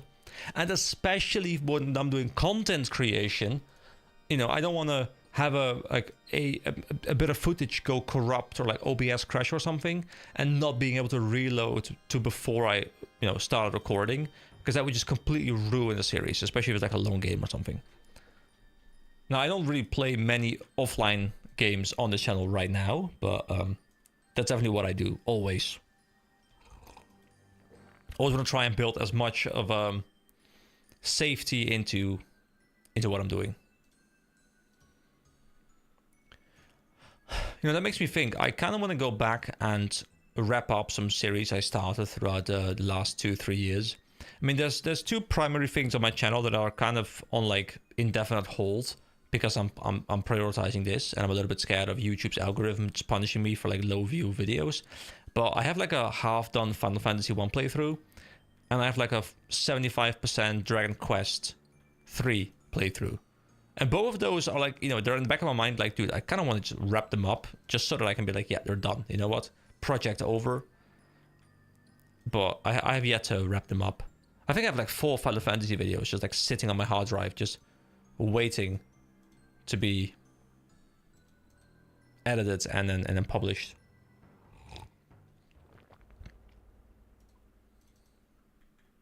But let's be real, people are here for RuneScape content, and I can't blame them. You guys are here for RuneScape content, and I can't blame them. Actually, you guys not here for RuneScape content, you guys are here for rambles. So, you know what? That is game agnostic, okay?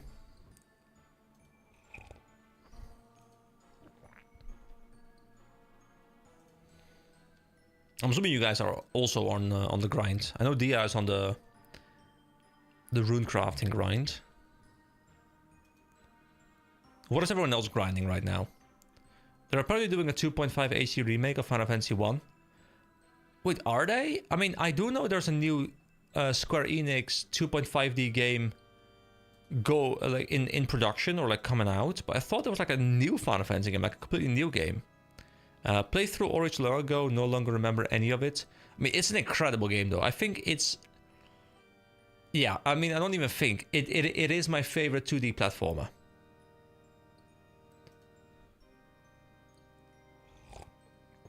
Is that Magic the Gathering arena? Funny story, by the way. I never really played Magic, but... Oh, where is it?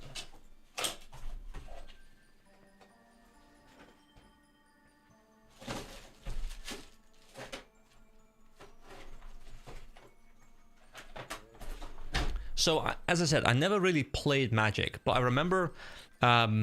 like 12, 13 years ago, I was in school and someone told me, dude, you gotta play Magic, you gotta.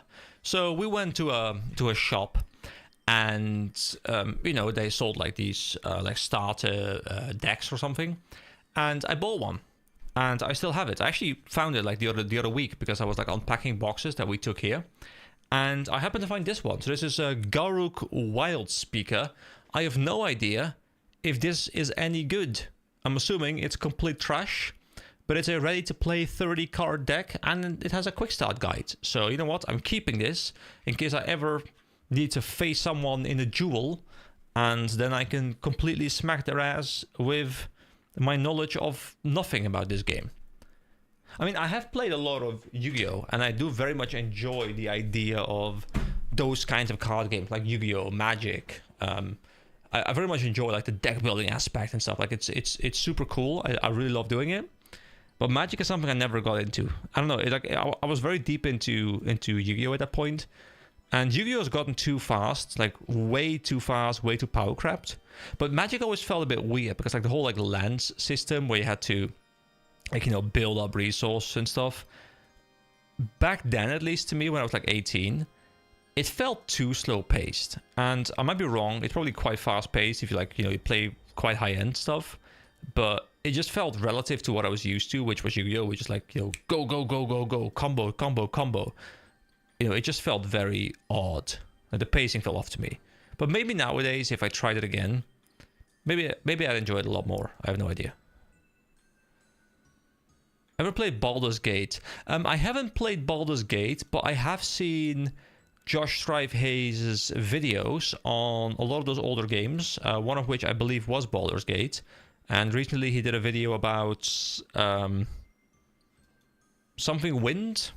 I can't remember. But yeah, I haven't played those games myself, but I've seen content on them in the form of Josh Strive Hayes, like retro game reviews.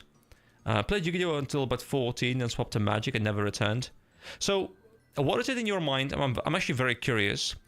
What is it that, in your mind, makes Magic more engaging to you than Yu-Gi-Oh? Is it the whole thing that Yu-Gi-Oh just like becomes insanely power crapped and, it's just like either you one turn kill or you get one turn killed? Playing when it first came out, the first time I played that style of game, and I really enjoyed it. With Baldur's Gate. Are we talking Baldur's Gate 3, like the modern one? Or are you talking like the original Baldur's Gate that came out like 20, 30 years ago or whatever? I think that's like isn't that from like around 2000-ish?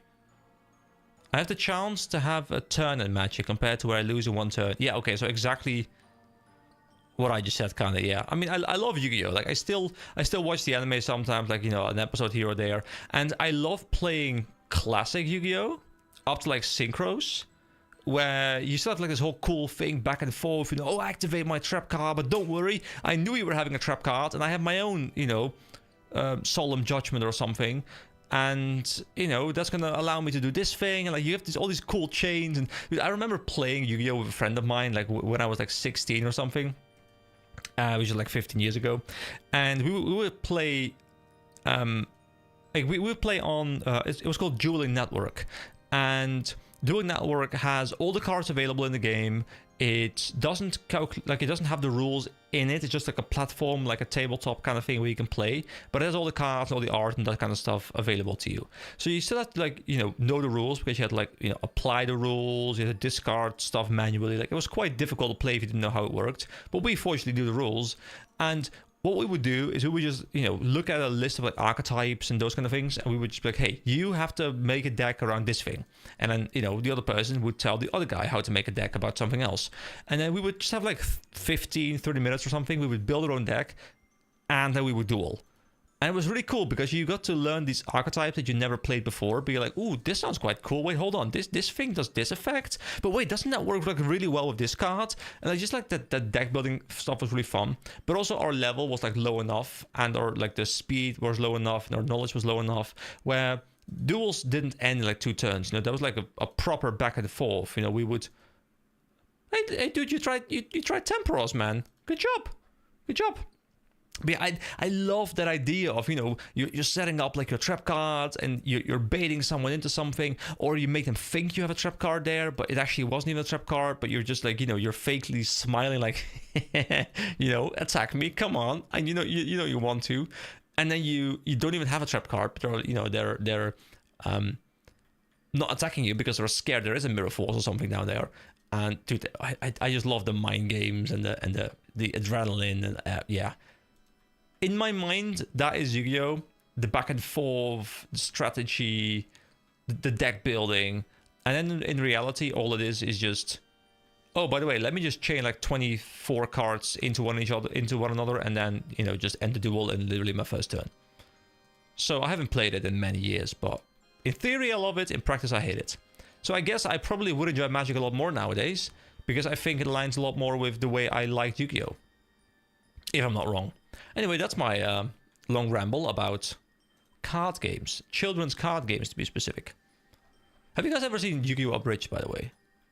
Just curious. Have anyone seen Yu-Gi-Oh! Abridged? That shit was amazing. I loved it. I have to... Oh, yeah. Baldur's Gate 3 is that I played. Yeah, I would love to play Baldur's Gate 3 at some point. I kind of want to play it with my girlfriend maybe at some point. So I bought an NVIDIA's Shield Pro, which allows me to now play 4K 60 on the TV. So I had a Steam Link, and that Steam Link was nice and all, but it just didn't really do the job well. It was 1080p, 60 FPS.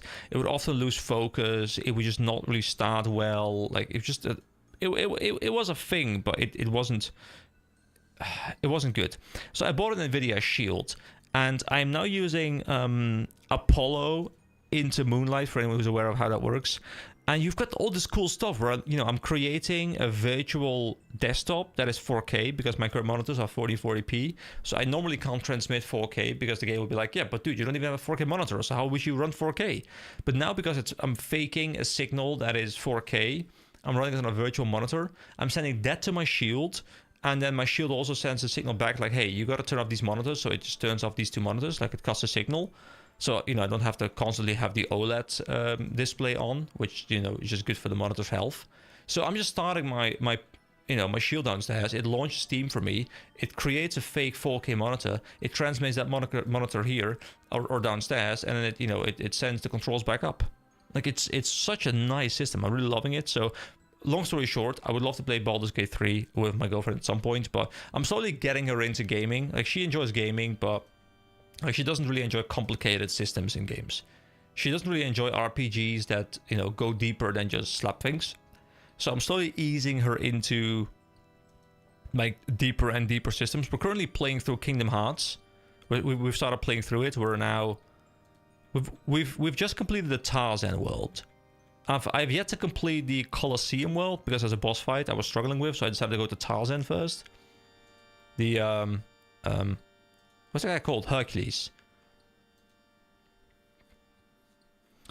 Pacing is one part, the other is the size of the playing field, bunch of stuff really. Okay, yeah, I should probably give it a try sometime.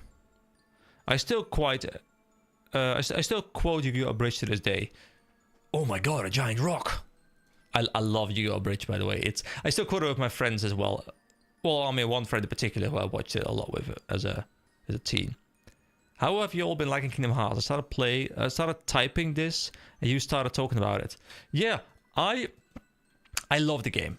I'm having a blast.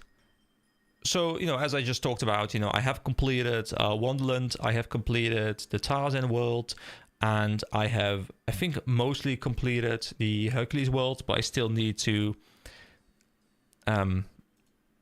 deal with that, like, the three-headed dragon that just came out, and I you know, I didn't have any potions anymore or nothing, so I just, you know, wanted to get some levels and stuff.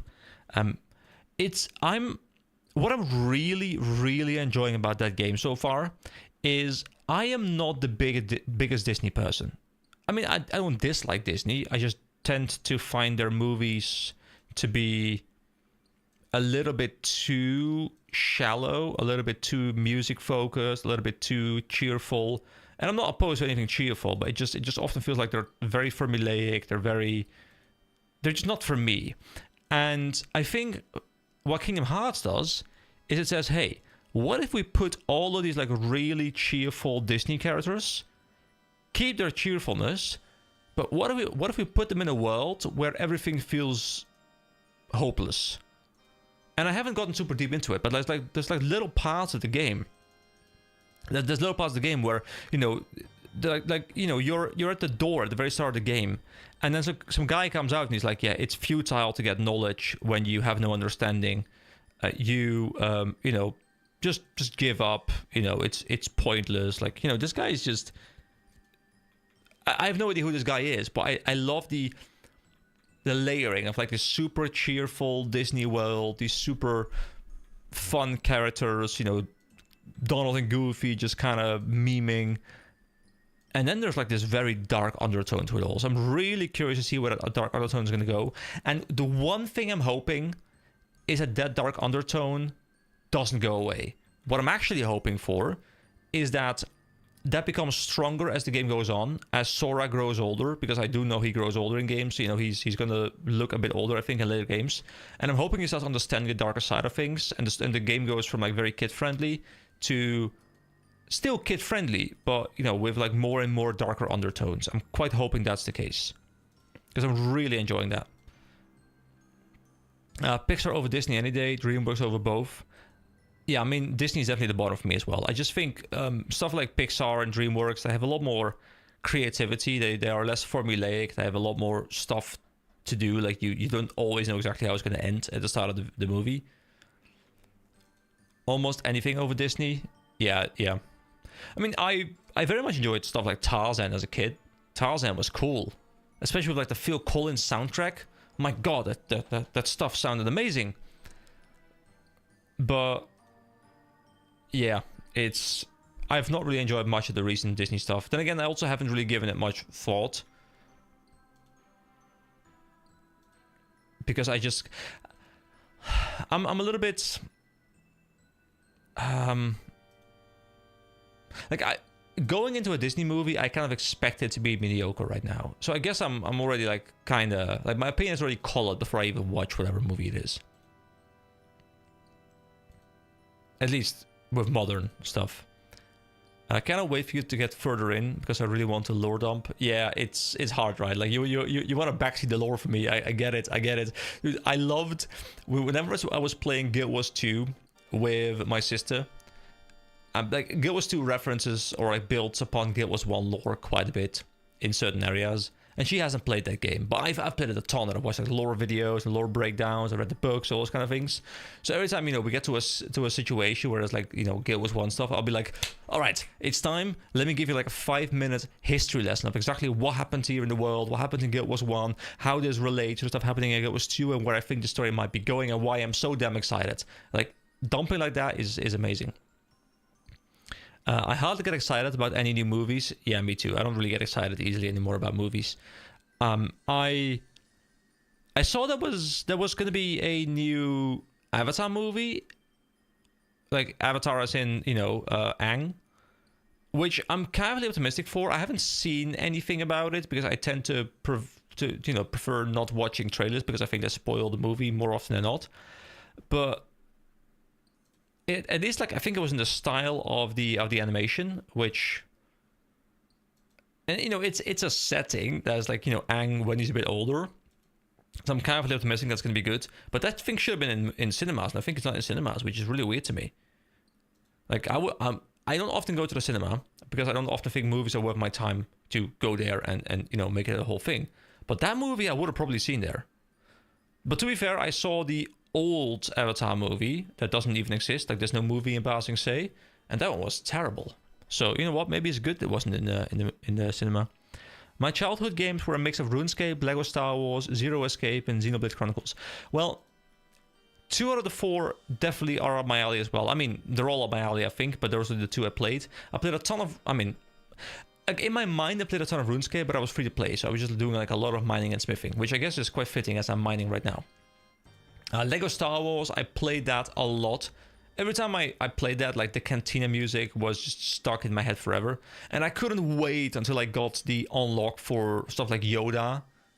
And you have to grind a fair amount to get all the characters. And I loved collecting the characters. That was like so much fun. And you got to like jump around as Yoda in levels. And like, dude, that was amazing stuff. I haven't played those games in many, many, many years, but I remember playing that a lot. I was a really big fan of, I love Lord of the Rings, and I loved the third game, the Return of the King game on the GameCube. That game was amazing, and I would love to replay that at some point. I saw that the OG Cars movie will come back to theaters. Oh, really? I have seen the OG Cars movie, but I think that's been like, hasn't it been like over 20 years or something at the very least? I feel like I remember seeing that, but that was a long time ago.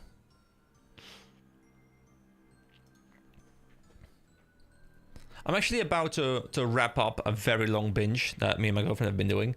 So, I've always had like a couple shows I've really enjoyed. One of them being Supernatural, and I've always just found it like such a nice comfort show to be watching. So I think I've seen it like 3 times, 4 times. It's 15 seasons, and we've just entered the 15th season. So there's gonna be like this big hole in our lives where we no longer have something to binge with while we've been binging it for like a year now. I think we'll watch the 2nd season of Avatar next, which is, I quite enjoyed the 1st season. I thought it was much better than expected. So I'm carefully optimistic for the 2nd season, which I think has Toph in it, which should be quite cool.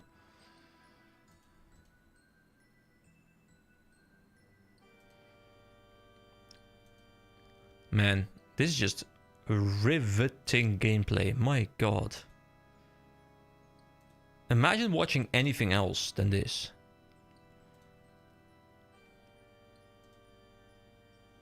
Like, we've been going for almost 2 hours, and all you guys have seen me do is fish and mine.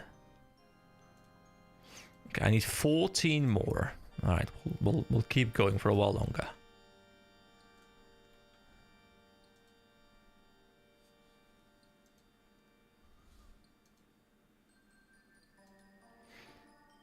Peak content. Yes, I know.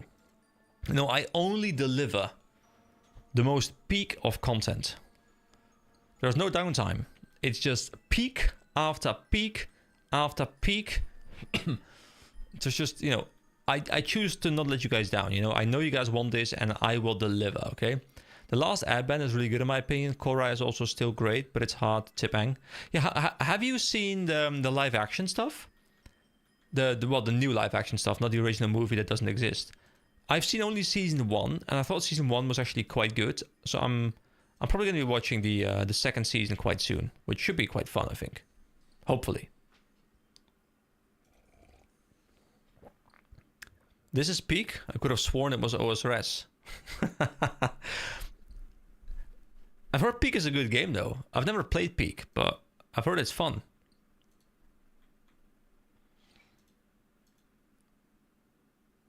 But yeah, I'm happy to be able to provide you guys with some relaxed, rambling entertainment on this beautiful Saturday in the middle of July, as we're all sweating our balls off. Only the live action movie, which I still think was fine, but definitely has its flaws. I mean, there's a reason why people say there's no movie in Ba Sing Se, right? Like, in my mind, okay, maybe I'm misremembering it, but in my mind, that movie was just completely terrible. It was like the biggest flop in movie history, which probably wasn't the case, but I just have like this distinct memory of it being one of those movies where they had like super cool stuff in mind with like special effects and stuff, but the special effects hadn't yet caught up to what they wanted to do. So everything just looked like, you know, they were trying to do much more than they could do with the current technology. I think if they remade that movie, which I guess they're kind of doing in a way with the live action series, I think it's much better, because I think live action stuff, you know, do you guys agree that live action adaptations of movies, live action adaptations of stuff like games has gotten much better in the past like 5 to 10 years? Not because the writing has gotten better, but because the special effects have become cheap enough and easy enough to make, where you can actually make them look somewhat believable without them looking incredibly cringe. So I feel as though live action adaptation of games, and to a certain extent books, at least better than they used to be. They're still not always good, but at least they somehow, I don't know, they look like they fit in a way. I don't know, Korra seemed to suffer from Netflixing at the end. I mean, I quite enjoyed Korra. I think Korra was quite strong. I'm trying to wrap my brain back to watching Korra. It was... I really enjoyed the season with the wind dude. I think it was season 3 or something. We had like these guys who were escaping. You saw Zuko for a little while, like, you know, he was escaping the Fire Kingdom's prison, and then like he was like this very calm guy, but like had this really cool powers, and he could fly. I think I quite enjoyed that season. I think it was season 3 maybe, which was, I think, was quite strong as well. Like Korra really feeling down, Korra having to, you know, deal with the fact that, you know, she can't always win. Also, the villain in season 1 was very good, like the Bloodbender guy. I think he kind of fell off when he got revealed, but before he got revealed, he looked so menacing with the mask and stuff. Dia says, I'm not a big fan of any live action adaptations, to be honest. Yeah, I mean, overall, I think I don't really enjoy most of them, but at least I think now I'm starting to enjoy some of them, so they're getting better. The only reason I'll argue it wasn't the best they could do is because Pirates of the Caribbean exists, and that CGI is still the best. Yeah, I mean, CGI in Pirates is amazing. Like the entire guy with like, I forgot his name, but the guy with like the weird like fishy face, like all the like the little tentacle things, isn't the guy like pretty much entirely CGI? I mean, there's a reason why those kind of movies just like they age well. I think the same thing happened with Lord of the Rings, where there's like very little CGI, But my god, they put in so much effort to make everything just look as believable as possible with all the costumes and stuff. It just, those movies just age like fine wine. It's amazing.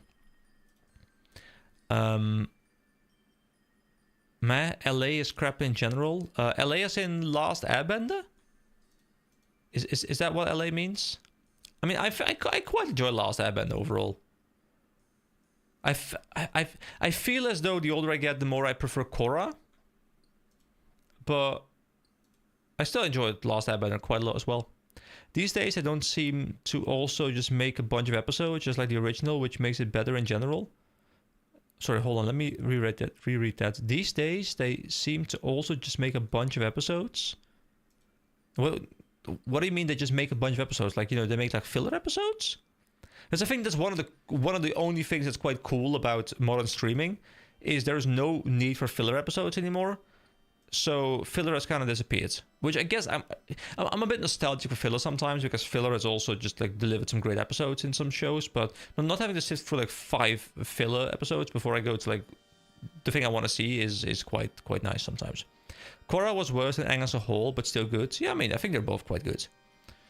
Wasn't there a third one planned with like 2 like twin Avatar or something? Like they were born at the same time and thus they became the Avatar, like both of them? I feel like I read something about that like 3 years ago, whatever. I don't know what happened to that. I mean, she wasn't a love triangle, but the season ends with kissing a different person who happens to be a girl. Not that I mind, but scratching the triangle was out of left field for me. What I think, what kind of got me with that is I didn't mind the end solution.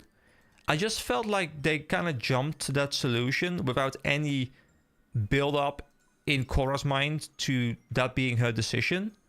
And it kind of felt like they did that to please the community who prefers that outcome, as opposed to it being the best story to tell. Which, you know, I don't mind too much as the end of the show. Like, I'm like, well, kind of whatever. But it didn't feel as though they had the build up to pay it off. Hold on, let me go back. Oh, yeah, okay. A mix of both. The story usually had issues in the last due to wanting to put every episode into one 2-hour movie. Yeah, okay. Yeah, I get it. Yeah. LA is in live action. Oh, okay, yeah. That makes sense as well. LA, of course. So if we have LA made in LA, then that would be live action Last Airbender made in Los Angeles. That would be quite something. LA made in LA. Yeah, that's if they showed them falling in love, they might feel different. Yeah, I think if they had like 1 or 2 scenes before that, you know, where they gave each other like a little look or something, or when she hugs, what's his name, Mako or something? You know, she hugs him, but then like, you know, gives like a side eye to who is it? Is it something like Akami, something like that? Like she gives her like a side eye or something, like suggesting to the audience that, you know, she kind of prefers that outcome. Like if there's something like that, I think they would have made it stronger. It kind of just felt like out of left field, but you know, it's whatever. It's a, you know, it's not a big plot in my mind.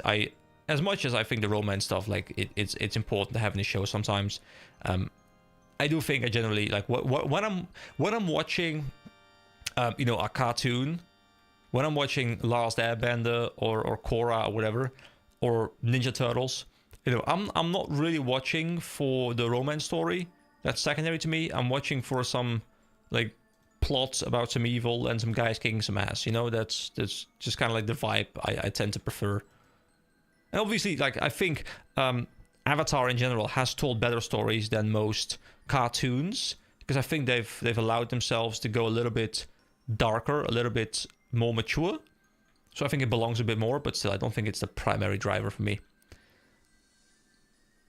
I've only watched the first few episodes of Korra, so I can't speak, but everyone I know that has watched it has said the Korra and Isami finale felt shoehorned in just because it could be. Yeah, that's what I think as well. It just feels like it wasn't there because it was the best outcome of the story.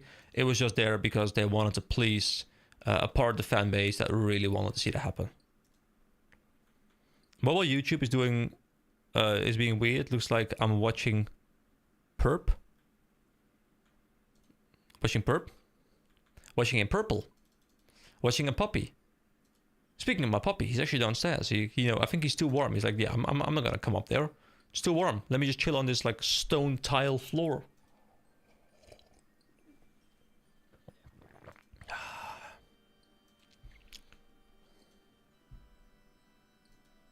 We are going hard. We are doing well. Perp is an OSRS streamer. Oh, I did not know that. So now I'm curious. Perp, that's his name. He streams OSRS with half a face cam. But hold on, I can do that. Wait, hold on. Hold on. Don't worry. I can become perp. Wait. Wait.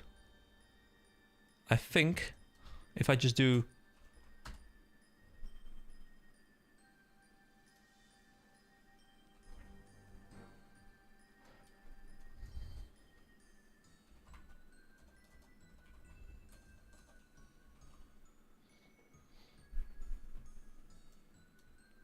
Am I perp enough for you? Is this the experience you guys want? Is this what you guys are here for? Have I just upped my content game? He has top half of face on cam. Oh guys, sorry, didn't catch that. Did not catch that. Hold on, no worries. I can deliver. I can deliver. Don't worry. Top half. Wait, oh no, only top half. Sorry, excuse me. Like this? Yes. Ooh, this is it. Hold on, guys. I have it, okay? I have it. Don't worry. I have the setup in my mind, okay? We have a thing. Oh yes. Here we go. This is it. And we do... Whoa, no, wrong button. We go 5. Whoa, that's too much. Can I do a bit more? Yes. Hold on, no worries. There we go. This is the content, guys. I have found it. I can be like, eyes, and I'm back. Do you guys know that How I Met Your Mother episode, where I just can't take myself seriously, by the way, but do you guys know that How I Met Your Mother episode where they're talking about like the captain, and the captain is like a face where if you just look at his eyes, like he looks mean, then you look at his smile, he looks friendly, and then they keep moving like this thing around, so like you're like eyes, mouth, eyes. That's what I remind myself of right now. But yeah, this is what you guys want, right? This is what you guys have created. This is if you can make a toggle for that screen, it'd be great. Yeah, I should. I mean, to be fair, I think the thing is I can probably set this up, but I can remove the crop. Now the cam is enormous. So I'll have to do this. I can probably, if I can have like a secondary output, I can do that. The thing is, I have to change both the size and the filter. That makes it more difficult. If I just was just a filter, I can just disable the filter. Because I think the filter, do I still have it on now? Wait, hold on, this is the DVD logo. Look at this. Let me just throw it in here for like 30 seconds. We need an emote of eyes and mouth without middle. Ooh. But guys, I have to hide that behind the membership. I have to, I gotta find a way to milk the viewer base. That's just, it's my job now. I've become corporate. I'm now your corporate overlord. What about nose only? Ooh. We can have all three. Guys, what I'll do is, most streams they have emotes of just, like fun things. I'll have an emote of my eyes, an emote of my nose, an emote of my mouth, maybe an ear. I can make like a left ear and a right ear. I can sell them separately for extra profit. My god, I can make big money. Here we go. DVD logo is gone. My friend recently said that Mr. Beast's smile never reaches his eyes, and now, and that How I Met Your Mother scene was all I could think of. Yeah, that makes sense. You know, it's so odd. How do you guys feel about Mr. Beast? Because I'm assuming you guys are all mostly in my age bracket, like slightly around it probably. Like, I respect the game, you know? I respect his ability to just, like, you know, 100% completely speedrun YouTube. The guy's been incredible at that. But the bits of content I've watched, I have not enjoyed at all. Like, it just felt soulless. It felt formulaic. It felt disingenuine. It felt just like milking views to the maximum. And I mean, I'm not like trying to throw shade his way, because obviously he, you know, he does very well for himself and there's an audience there, and, you know, he plays into the audience like perfectly. The guy is an absolute genius when it comes to, like, you know, creating his demographic. But it's odd to me that, you know, like the biggest channel on the planet by far, I'm watching it, I'm like, I don't get it. I mean, I guess the thing is, you know, there's always like a challenge, right? There's always like something on the line. There's always something that, you know, he's going to lose, something's going to risk, something you can win. There's always something that's going to be the end result of the video. And, you know, you want to watch the video because you want to see, like, you know, who wins that insane thing? Or, you know, does he survive this insane thing? Like, it's always, you know, everything needs to be insane, right? And it's always the same thumbnail as well. It's always the same formulaic thumbnail, but it works so well. Like, it's so interesting to me. And yeah, you're right. I do have the demographic information. I mean, you guys have seen it if you watched the little video I did. And I wouldn't blame you if you didn't, because it's like just like 20 minutes or something of me just rambling about my statistics. But it is, yeah, it's pretty much all 25, 35 with like a little bit of 35, 45 mixed in there. And I guess the occasional like singular viewer outside of those age brackets, mostly like 45 plus. Okay, you guys are, yeah, I think we're all kind of aligned in our approach. Then again, you know, you know, guys, let's be real here.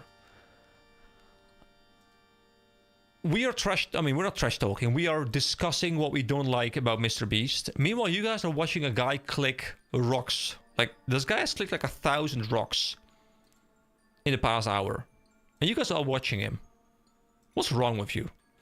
What's wrong with you guys? Love you guys.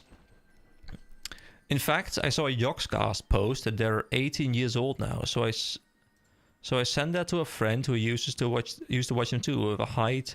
Yeah, hide the pain. Give. I feel you. You know, I've gone back and I've watched like old Guild Wars 1 content, Guild Wars 2 content, or like any old content. And then you see this timestamp, you're like, wait, does that say like 16 years ago? But that came out like 3 years ago, didn't it? And then it hits you. He sent Private Ryan aging back. I said I can say the line. I'm 32 years old next year. Do you guys remember when the biggest YouTuber on the planet used to be Nigahiga? I feel like it's such a dangerous name to say, you know, with YouTube's like AI bots. But I'm autistic, as is every OSRS player. What's wrong with you? I mean, to be fair, quite a lot, because I'm the one who's just smacked his 1,000th rock. So there's quite a lot wrong with me as well. There's just something wrong with all of us, guys. But you know what? Instead of being a bitch about it, we just embrace it. It's all good.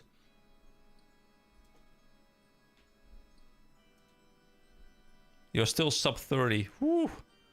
I mean, I'm 31 right now. I can feel the creaking pain in my back. No, it's actually quite alright. I feel quite healthy.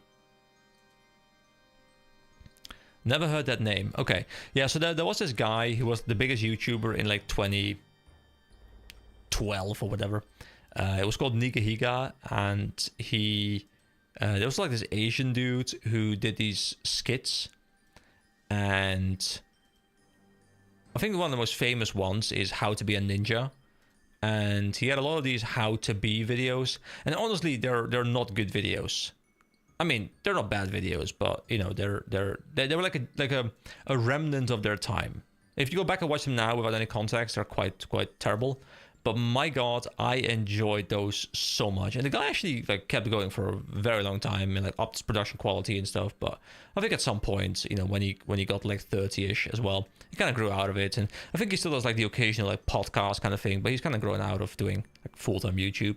But it's weird to see like someone who was the biggest on the planet and then just let someone be like, yeah, I'm done. Early YouTube comedy, you remember them. There we go, beautiful. I mean, he was great.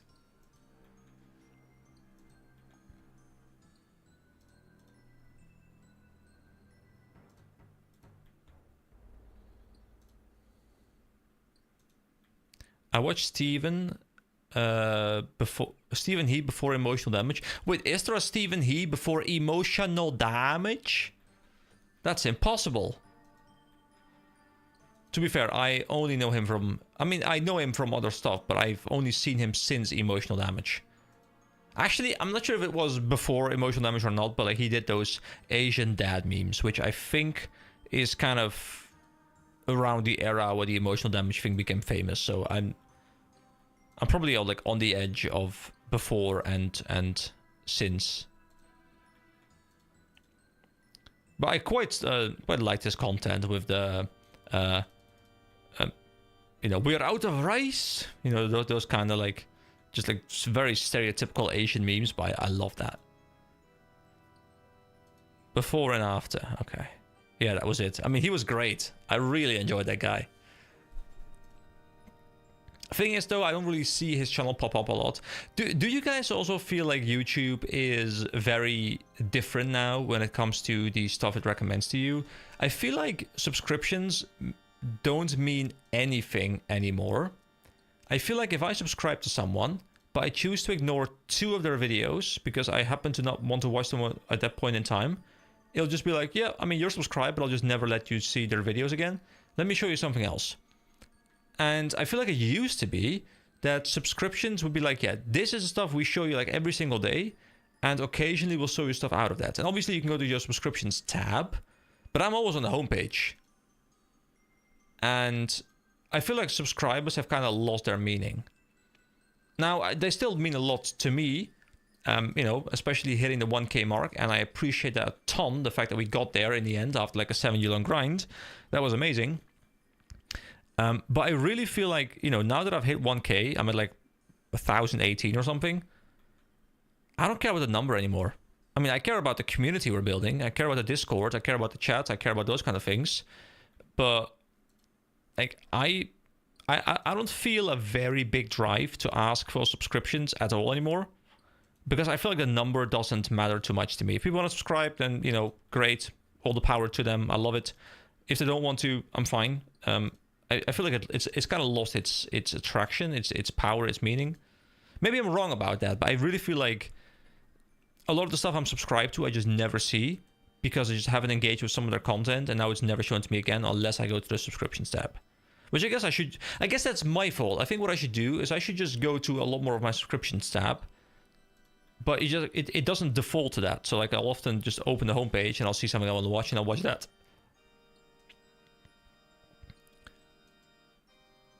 I think YouTube pushes political stuff a lot. I show some interest, but get fatigued really fast. Yeah, I tend not to watch any political stuff, really. I mean, I'm not opposed to political content. I think it's good to discuss political topics. The one thing I feel like with political topics, though, is that they don't get talked about, they get milked. It's always like, how can I phrase this political statement as extreme as possible, get as many clicks while it's hot, and then move on to the next one, which, you know, once again, from a business point of view, is the correct call. You should do that, but I don't know. It kind of removes a lot of the genuine aspect from the content in my mind. And you know, when I'm watching opinion pieces, I prefer it to be as genuine as possible. It's also like, I think everyone's just like outraged about everything all the time, and if you're not outraged, then, you know, what are you doing? Like, you know, it's a bit odd. Usually recommends whatever you feel like watching at the moment. If you're sub to many different styles, it will only recommend the channel you're sub to if anything is close to whatever you're watching. Yeah, I think that's definitely true. Like, you know, if you guys are watching my content, I'm assuming, like, you know, all of a sudden, like, all other old school RuneScape channels are gonna get a bump in amount that is shown to you because we're covering the same game. But then again, at this point, I'm expecting you guys to only have RuneScape content in your feed, and there should just be literally nothing else there. Tell me I'm wrong.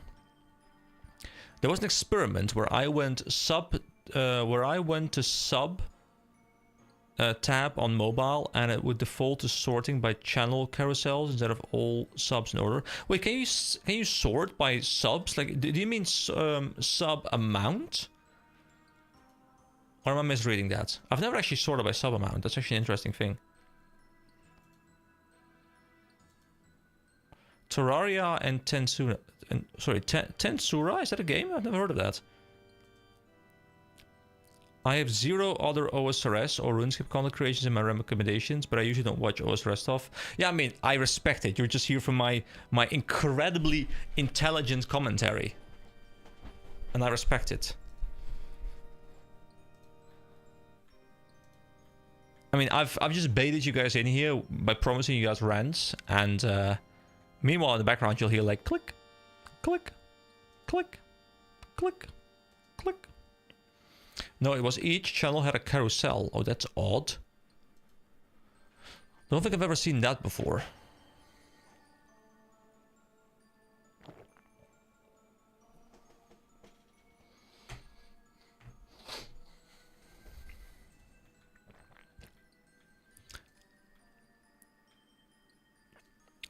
Tensei Shitara Slime Data Ken.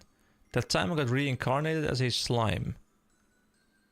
Oh, okay. Okay, I am not too much into anime, so that one kind of slipped my mind. At least I'm assuming it's an anime based on the naming scheme. My YouTube is not only OSRS, the front page changes a lot based on what my past few videos watched were. Yeah, for sure. my YouTube feed loves spoiling me.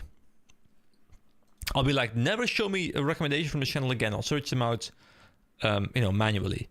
And the next day also it's like, hey, how about this channel that you told me yesterday you didn't want to see? How about I show you the most recent upload so you can be spoiled as a result of this League of Legends game that you still want to watch at some point later?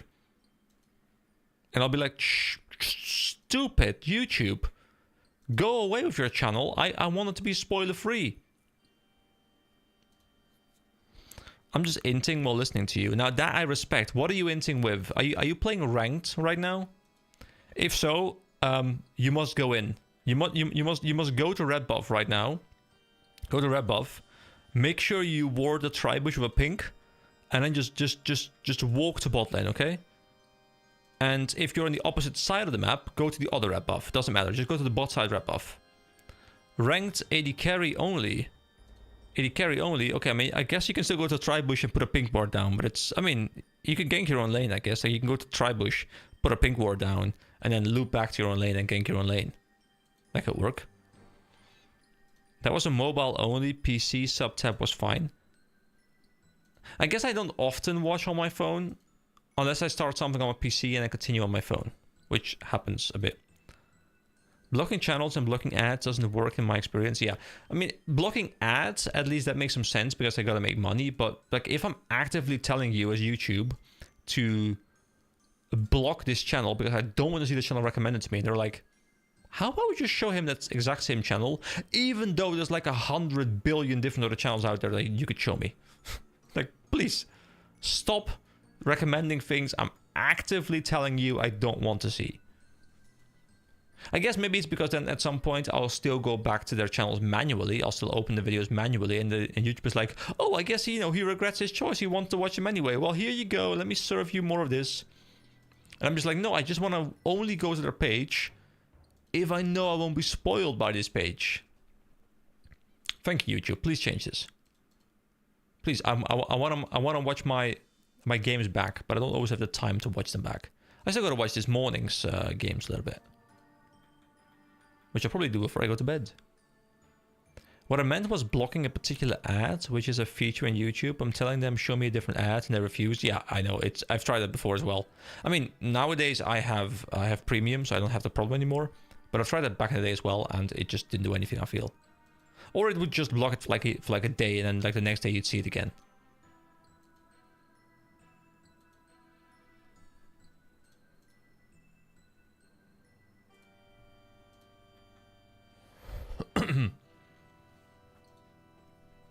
For me, YouTube mostly recommends OSRS, anime, engineering, software development, and Nintendo/Valve news.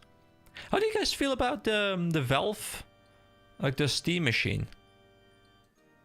I don't have too many opinions about it because I'm not really invested in that level of machine. Because I'm either like, for me, I'm either like kind of high end for my PC, or I'll be like, you know, using like an Nvidia Shield right now to play games. I don't really need a Steam machine, but it's an interesting product. I guess it has a market. It just feels a bit expensive. I didn't always have a sub on Twitch, and when I don't, the fill rate is still terrible. By fill rate, do you mean like the amount of ads that are shown on a stream? Steam machine is okay. I don't need one, but I'm interested in the Steam frame to play Half-Life Alyx. You know, I'm actually a bit interested in VR as well. I have an Oculus Rift, like the original Oculus Rift, like is somewhere in the house, in a box somewhere.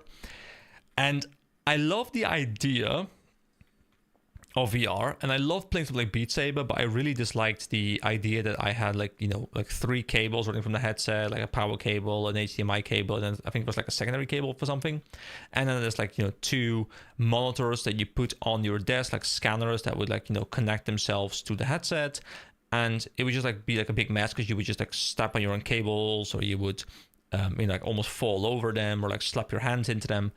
But I do think if I played VR now with like the more wireless experience, you know, I think I quite enjoy it. I do get a bit seasick or like VR sick, so I do have to play games where there's no camera movement that is not my own neck. So either it's a stationary situation where I only use my neck, or I have to actively move around. But if there's one thing that I would love to play at some point. Have you guys heard of the, I don't know what's called, but it's like this walking pad, like this circular walking pad, where you can like run in place and it would track where you're moving, and then your character moves in game as well, but you can just like move wherever you want because you're like held in place by like this harness kind of thing. And I love the idea. Even though I'm not like a big shooter guy, I love the idea of having a workout where I'm playing like Call of Duty or something, and I have to actively run, I have to like, you know, actively crouch, I can hide under things because like the cameras and like everything is like just like checking how I'm doing and like translating it exactly to in-game footage. I think it would be so incredible to get like this enormously good workout as you're playing a game. I'll be in incredible shape. I think I would love to play stuff like that. But it's very expensive. It's not, well, it doesn't work as well yet, I think, and it would require like a full room to be set up for it. But in theory, I love the idea. I commented on Gamers Nexus post and got like 600 likes, including from them, and like 25 comments. Oh, what did you comment about? Was it about Steam Machine? I haven't seen their video on it yet. I have yet to watch it. Do you know the game Keep Talking Nobody Explodes? Yes. I haven't played it, but I'm aware of the game. I've seen the game before. Why do you ask?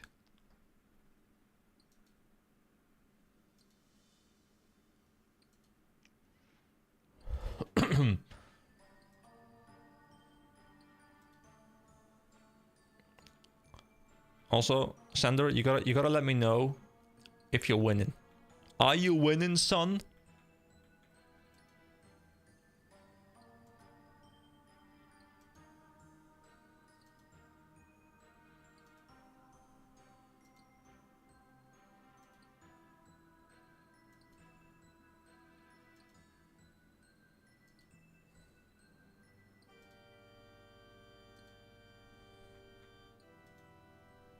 There's some pretty rhythmic gameplay, and I'm just click, click, click, click. Wait, how many more do I need? 6 more. Okay, we can make that happen. We can make that happen. Enemy top laner is inting harder. Does that mean you are inting really hard, but their top laner is inting even harder, so your top laner is carrying you? The post was about testing with 2x or 2 times 8 gigabytes as well, because they bought more RAM. I said, thanks, Steve, but did you have to flex on us by buying RAM? Dude, guys, I bought a house, as you're aware. You know, I bought a house. I still feel like it's more impressive to buy RAM nowadays. Like, you know, a house is like, all right. But imagine buying RAM. Do you guys think I can get a mortgage for RAM?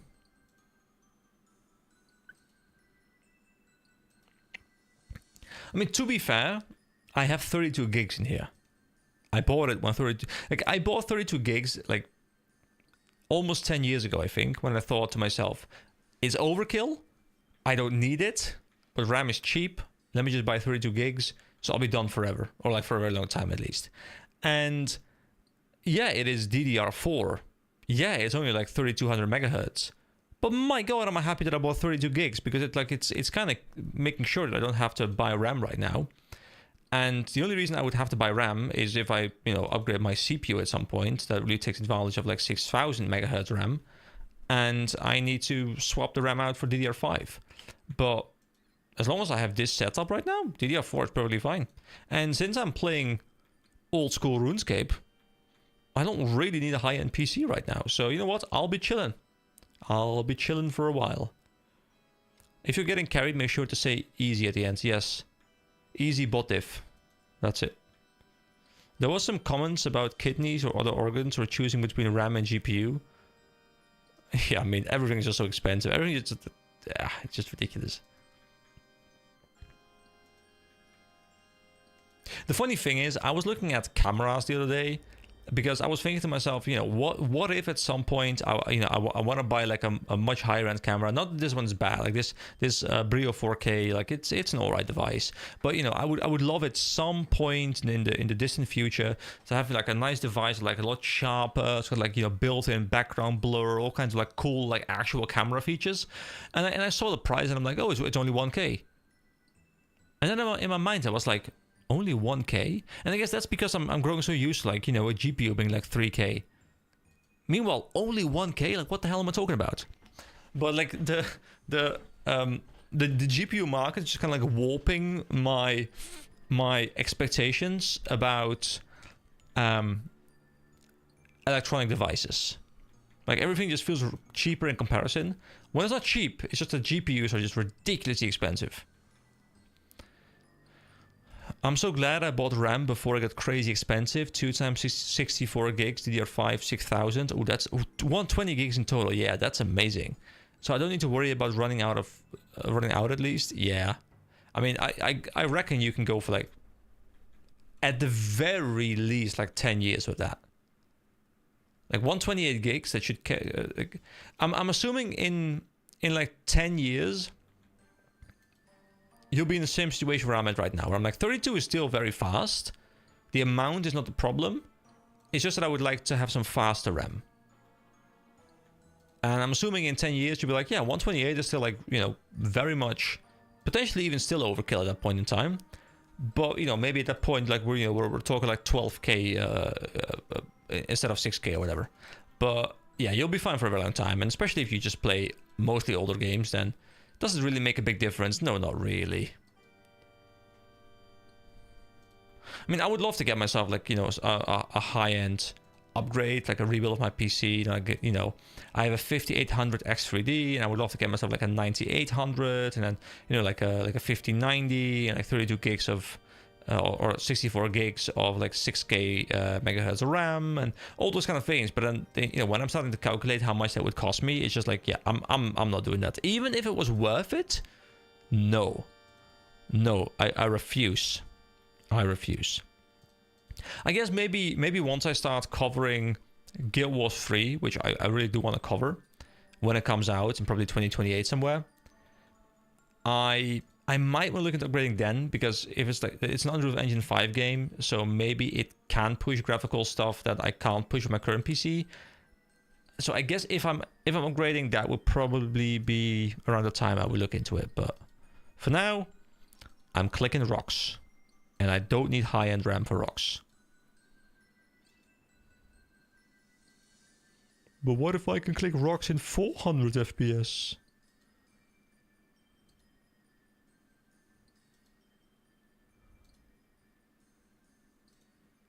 What I do enjoy is my 240 Hz refresh rate monitor. Not for RuneScape in particular, but everything is buttery smooth. My GPU can't always push it, but when it can, it is buttery smooth.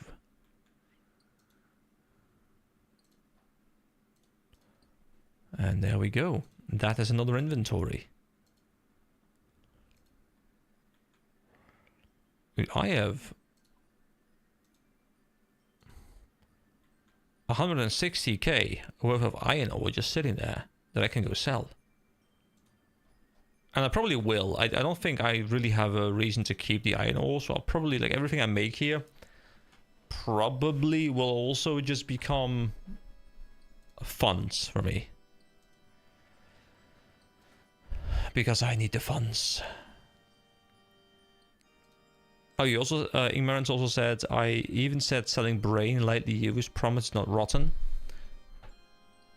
The question is, does your phone or doesn't your phone have TikTok installed? That's the question. If the answer is no, then I'm still willing to buy a brain. If the answer is yes, then I'll still buy it and I'll throw it in the garbage. Because we can't have those brains here.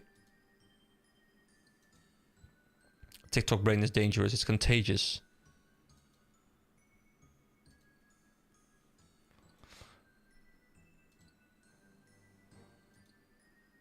There we go. That's number 35 right there. I need 4 more. And you know what we get then, guys? Then we get mining gloves. And mining gloves will make me better at mining iron ore. So what I can do is I can get it. And then I can go back to mining iron ore. Because why not get something with monotonous grind in order to become better at the same monotonous grind? It's just, it's peak game design, guys. It's just, it's so good. So good.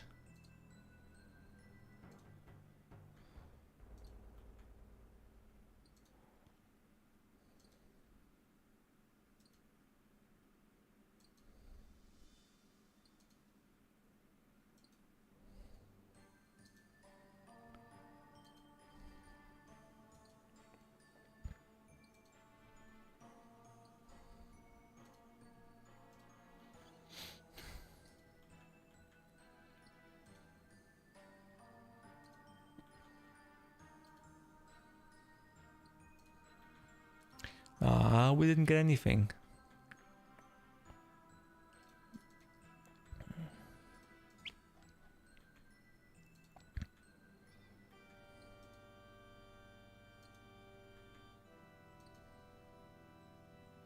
See, it was kind of a funny thing where I was asking people in the Discord. People in the Discord, probably you're aware, and I think most people here are in the Discord. I was asking people like, hey, what kind of things can I do as member-only content for people to watch? Like, if I ever do want to do member-only content, like what kind of value can I provide to my members without taking anything away? And they were like, well, I mean, you can do uncut videos. And I'm thinking to myself, yes, I can. But everything I'm saying is already in those videos, really. Like, if you were watching an uncut video, this would be it.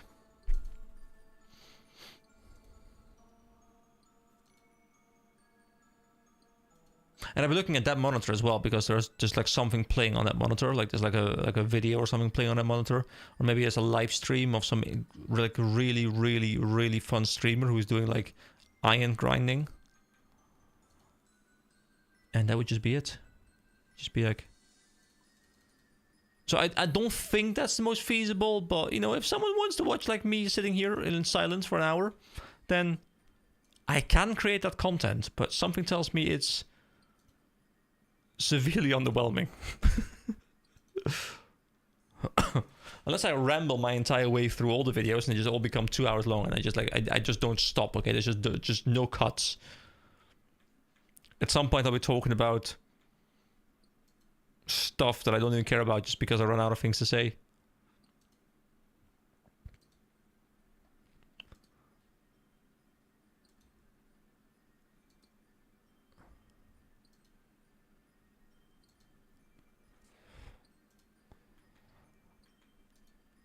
So guys, let me tell you a little story, okay? And the story is going to be about someone who's actually in this chat right now. Tomorrow, I'm going to be taken out to dinner. Not by my girlfriend, but by Mr. Super Sander. Because he's in here. He's probably very tilted because he's losing his game right now. Maybe, I don't know. Maybe he's winning, I have no idea. But he's definitely inting that much, I know. But he's taking me out to dinner because he said, you know, if you ever hit 1k subs, which I think he said like years ago, then we're going to go out to dinner. So he's coming over here tomorrow. He's going to probably try my pool. And then I'm going to eat, feast, the most delicious food at his expense. And it's going to be great.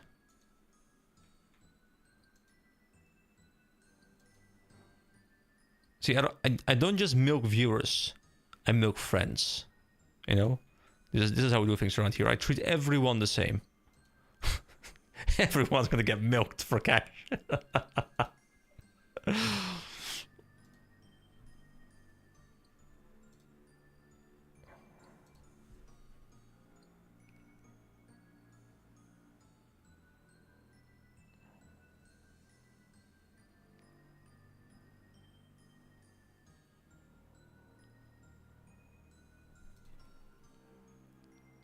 And then we click. I milk friends. Phrasing. No, I stick by my phrasing. They're gonna come over here and I'm gonna milk them. I don't see what's wrong with that, you know? I think it's perfectly fine to have two friends come over, go to the swimming pool, and just milk them that same day. I see I just can't keep a straight face, I'm sorry.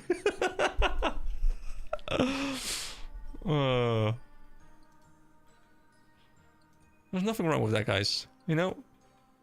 You gotta treat everyone the same.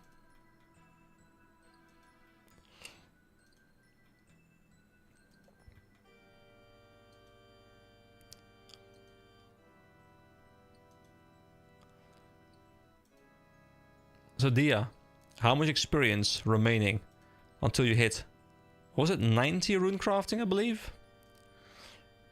Because if you've hit that and you haven't told me, I'd be very disappointed. You need 100k when I started, which was I think about 2 hours ago, but then I think you came in a bit later. Wait, we've been going for 2.5 hours already.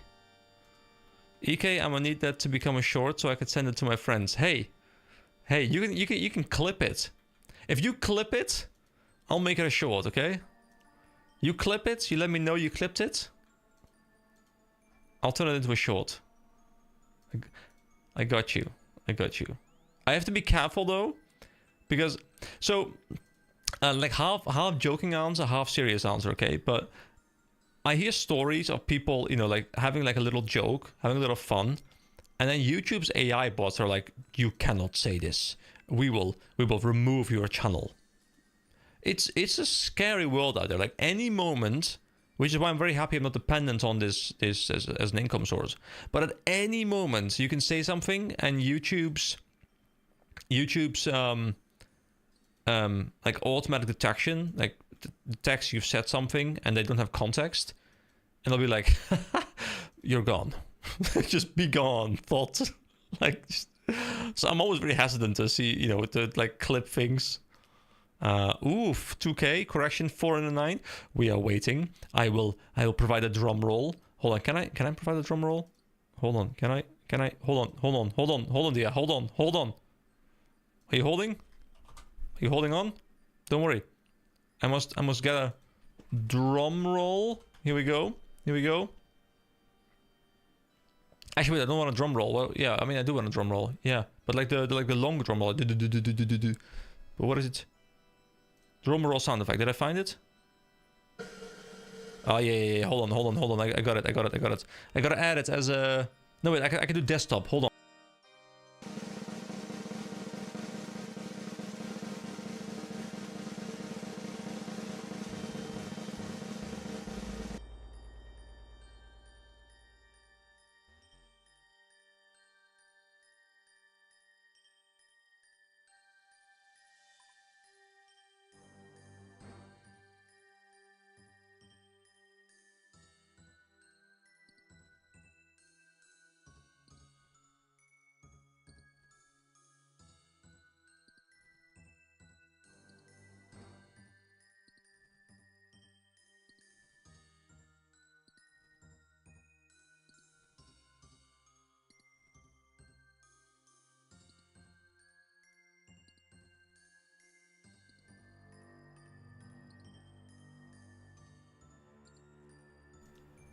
Oh god, I muted myself as opposed to the RuneScape audio.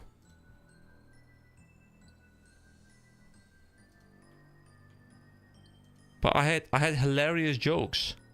I had like absolutely hilarious jokes. I said I'm ready to rock, you know. I rock, I roll, I do everything. And then now the joke doesn't work anymore, you know. It was great. Damn, there we go. Ruined by my own technical inability. Okay, but don't worry. Now I'm ready. I have it locked and loaded. Can we please loot another 5 of these? What I was wondering, I think I was muted when I said that, is how far, like, what is the experience rate doing this? Is this somewhat competitive with other methods, or is it just, am I just like doing very inefficient stuff? Because it feels quite slow. But then again, mining isn't the fastest. I think I prefer monologue mine for experience purposes, but it is pretty rhythmic. It's not too bad.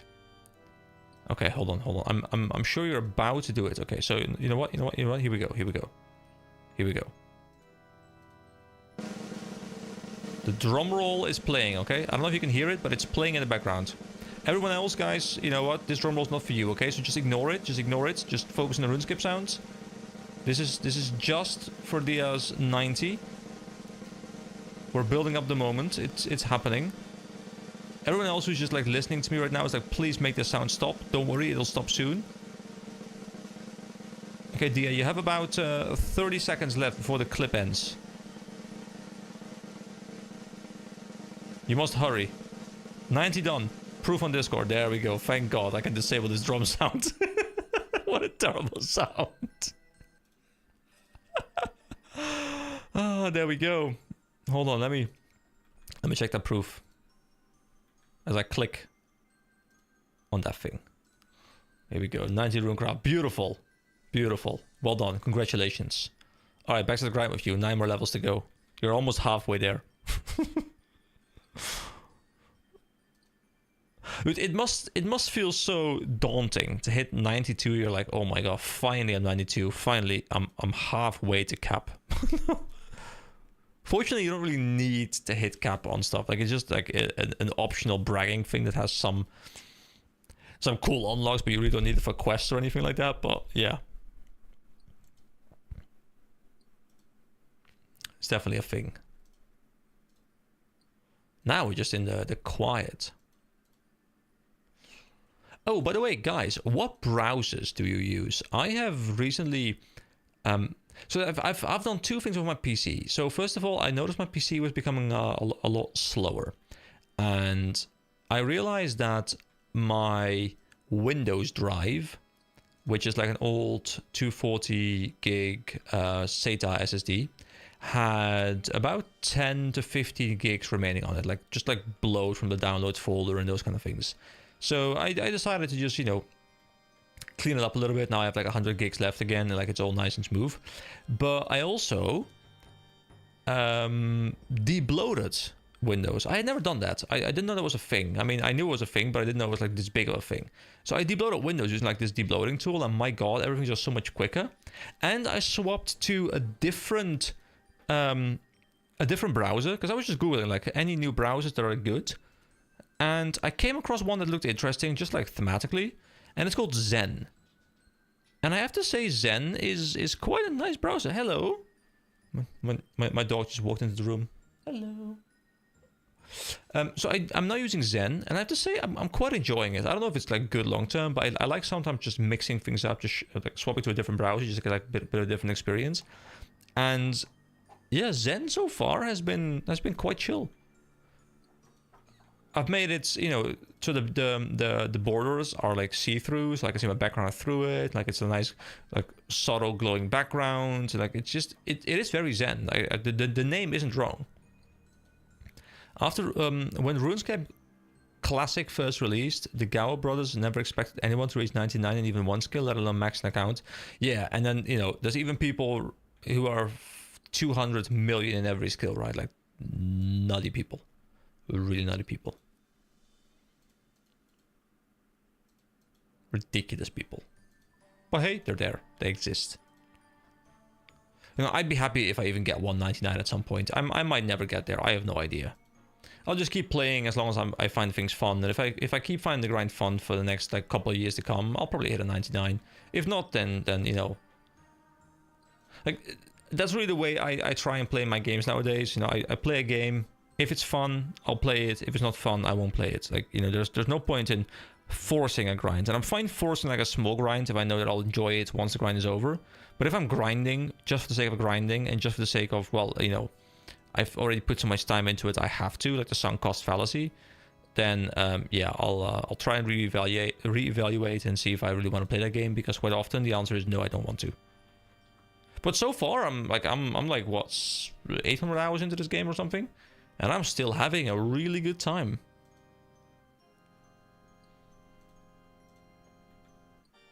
Can someone please just activate the drops for me, by the way? Can someone just activate these little un-ID'd mineral drops for me? I need like 4 more or something. Update, I lost. I meant my top laner was inting. He ended 0-10-1. I mean, to be fair, that is a very bad score. So you, in fact, do have to blame him. And you played perfectly. You know, just want to point it out. You played perfectly. There was nothing you could have done better. You positioned incredibly well. Your DPS output was insane. If you were playing Jhin, however, then it was all on you. You lost the game yourself. Any other champion, you didn't. But if you were playing Jhin, then it was on you for locking in Jhin.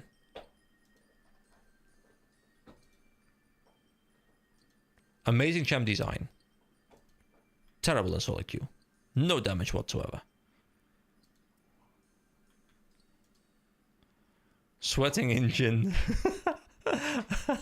See, now it's all your bad. This is all your bad. You should be ashamed of yourself.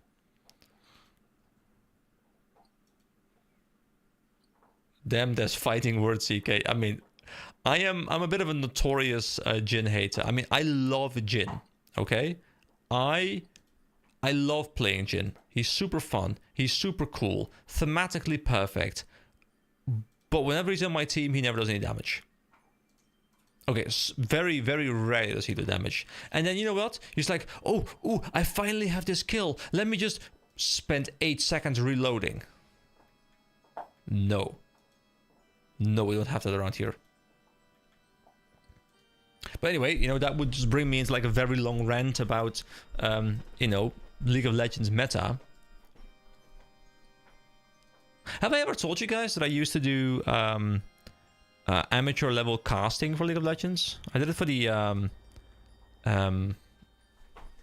like the amateur scene 2nd division. It was quite fun, but it was very, very exhausting and very. It took a lot of time, and it was hobby based, so I didn't make any money really. I mean, I was paid once, but it was quite fun to do though. I quite enjoyed doing it, and just talking about draft and like, you know, I had some really fun games that I was able to cast, which was great.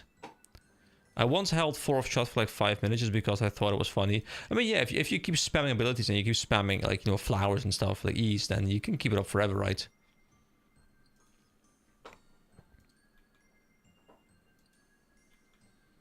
But hey, if you do hit that, you can one-tap someone.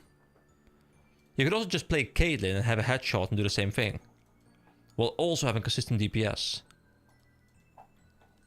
But you could be playing Jhin. And Jhin is cooler, let's be real. Hold on, this I just swapped order. This doesn't feel right. No, I gotta go back, yeah, this way around. Yeah, clockwise. Hell yeah, here we go. Whew. I almost messed up there by going counterclockwise. We don't do that around here. We are very strict with our clock rotation. Can I please loot some of these unID'd minerals, please? I just want a few, okay? Just a few. Just 5 more. Is that too much to ask for?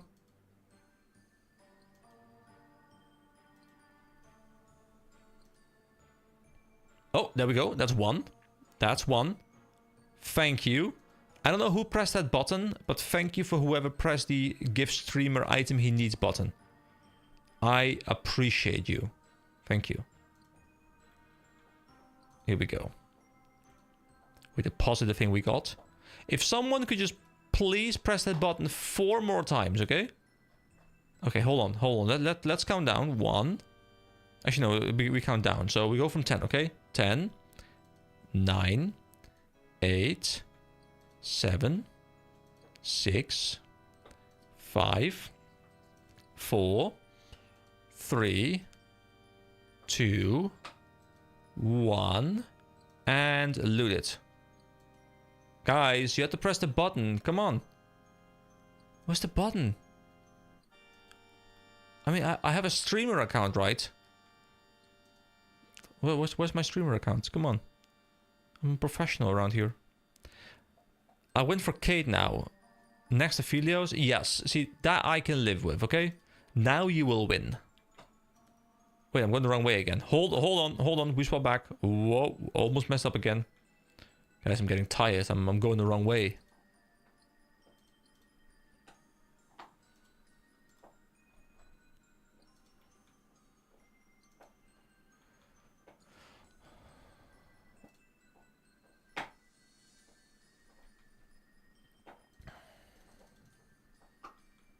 Imagine if I was making like actual, like a lot of money doing this, and then someone asked me, hey, EK, or actually they probably use my real name, but still, hey, EK, what do you do for a living? And I tell them, I click rocks in a triangle formation for a couple of hours straight, and I get paid. They think I'm running a botting company or something, but I'm not. I'm running a mining corporation. Come on. Oh, I got one more. And we need 3 more, guys. 3 more, and then we have time for celebrations, okay? Now we can celebrate. Average production job. Exactly. But at least here, I determine my own schedule. And I get to chat to people who are not my colleagues. And I get to feel dopamine hits. This is much better than a factory job. Okay, we need 3 more, guys. 3, and then we can get some gloves that will make us better at the grind we've already been doing for like 2 hours straight now. Okay, I hope you're ready, because we are getting it very soon. Ooh, guys. I have a problem. I think my dog farted. And I'm dying over here. Oh my god, what happened? Oh my god. Alright, if I don't make it.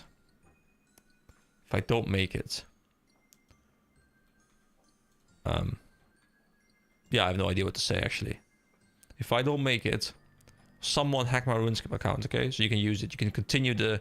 You have to continue the blind playthrough. You gotta take over my channel. You gotta take over the account. You gotta continue the playthrough. It must go on. If I don't live through the fart, you must go on.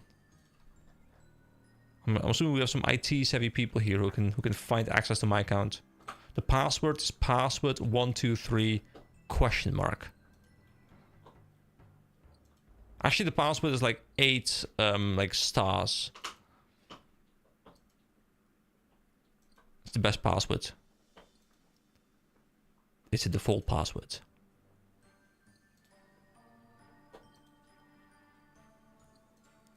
Come on, give it to me. You know you want to. Come on.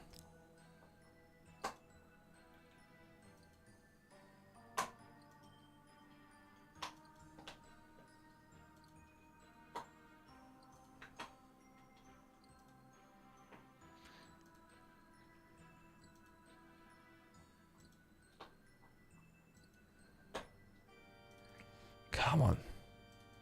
3 more. I mean, at least every time I don't get it, like I'm making money. We had like 150k. Now we have 200k. We're making big bank. Actually, I mean, to be fair, isn't this like a...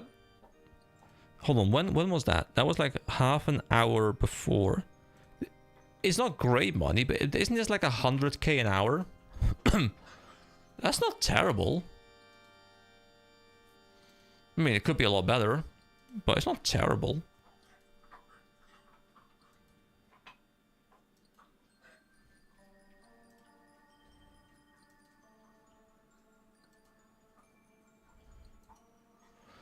Ooh, it's getting a bit darker.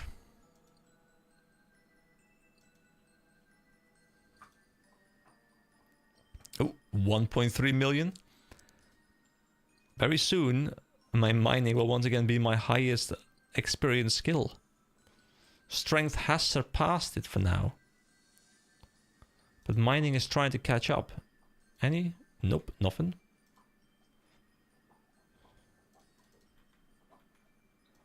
Back to the grind.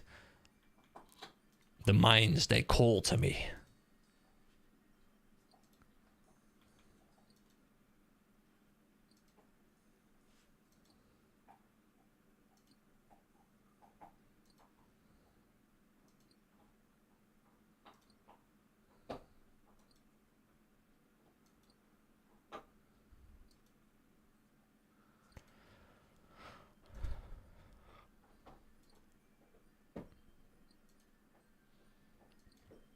I'm providing you guys with a bit of the Zen experience. My energy is matching what's happening on the screen. We're chilling.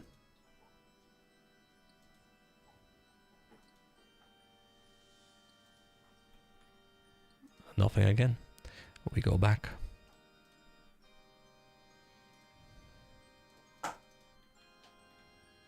Right then.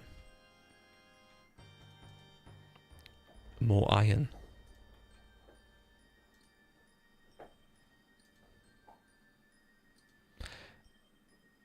Would someone be so kind as to press the drop button for me? Thank you.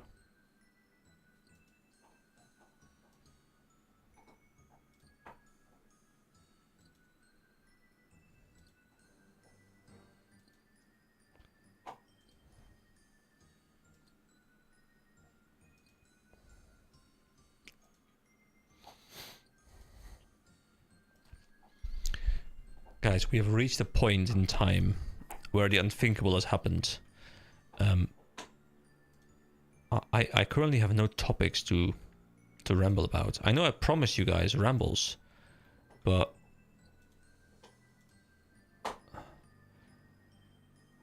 my mind is just... All my mind sees are 3 rocks right now.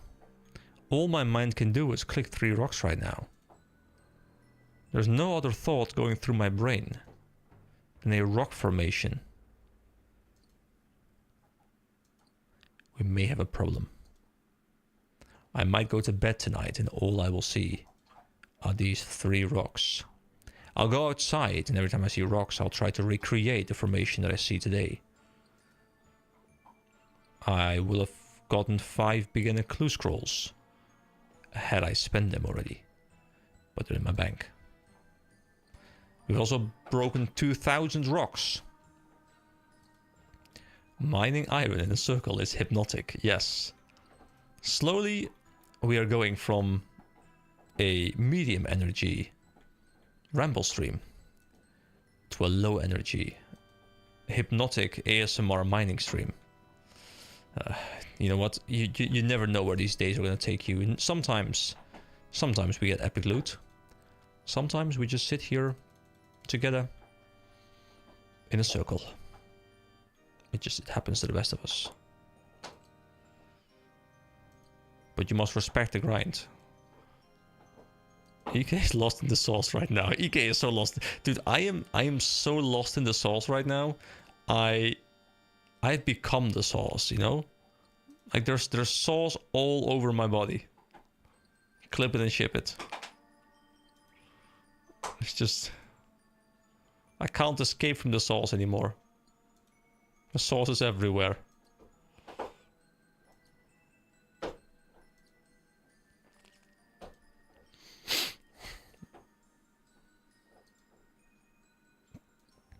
The only thing I don't know is which sauce I am lost in.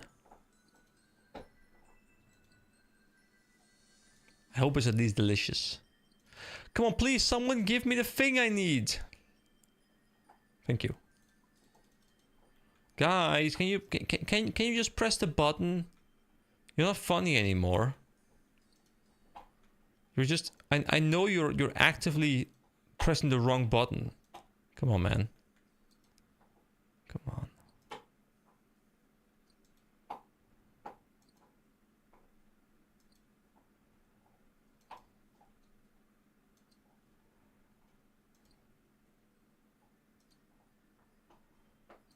Are you lost in the sauce, or is the sauce lost in you? The world may never know. I mean, I did have some delicious sauce as a part of my dinner today, so maybe me and the sauce, you know, we're intertwined. We are lost in one another.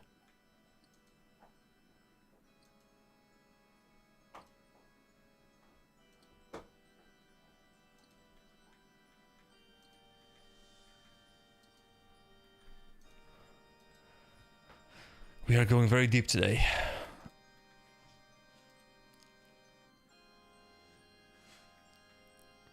Fortunately, I have my dog next to me who is just being like super adorable, and he's like, hello, oh, hello, mysterious old man. Thank you for the cash. Appreciate it. Hello. He's keeping me entertained. Hold on, can I play with? Yeah, let me multitask. Let me play with him. I mean, now you guys can see him too. Can I play with him as I am trying to do this triangle mining circle with triangle circle? That doesn't work. Triangle circle. Turcle. No, that doesn't work. Just scratch that. Bad idea. I never said that. I think I must move away from this grind once I have the thing I need, because I'm losing my mind. But 3 more. The stream will not end until I get 3 more. If I have to go until midnight, I will go until midnight. I will get at least these 3 more.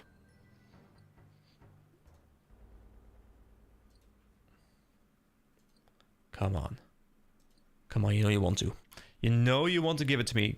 You know you want to give it to me, game. Come on. Come on. Oh. Okay, there we go.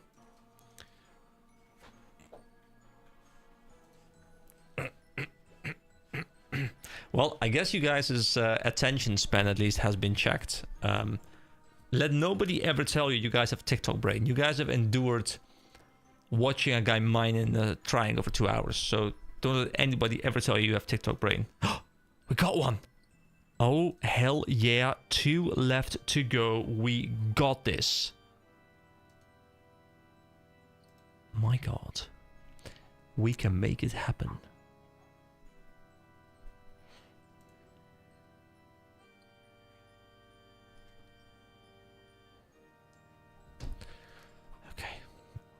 The clicking must go on.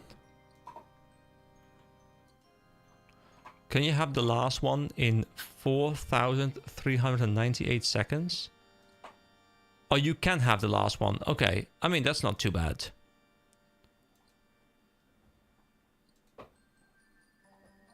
I agree to that. That's fine.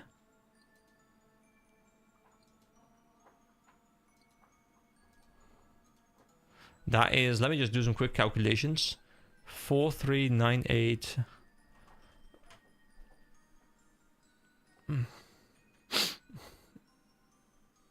Okay. You know what? It's not the greatest. It's not the greatest. So it's not the worst. It could also be like 4 hours. So you know what? Ooh, there's some heavy dog breathing on my legs. It's very warm. Which is great in the winter, but not when it's really hot out.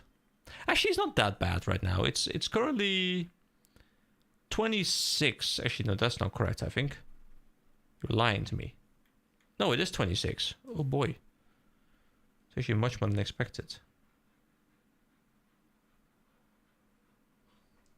Okay, cool. All right.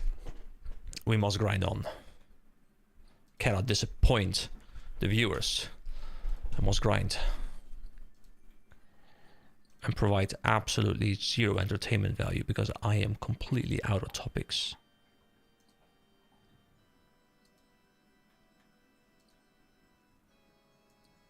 How many did I need? Was it 2 more? 2 or 3? I think it's 2. Come on.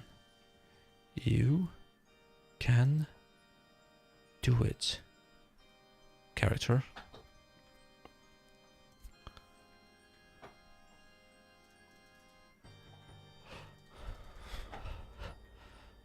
Oh, that's the wrong side. Come over here. Over here.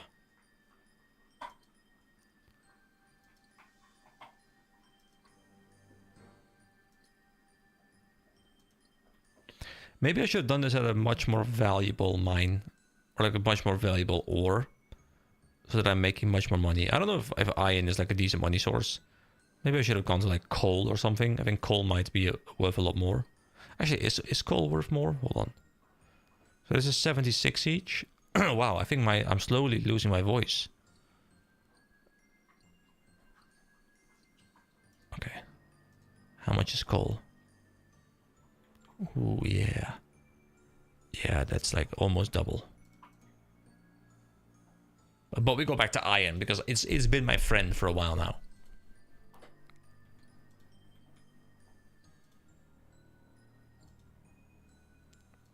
I cannot give up any iron.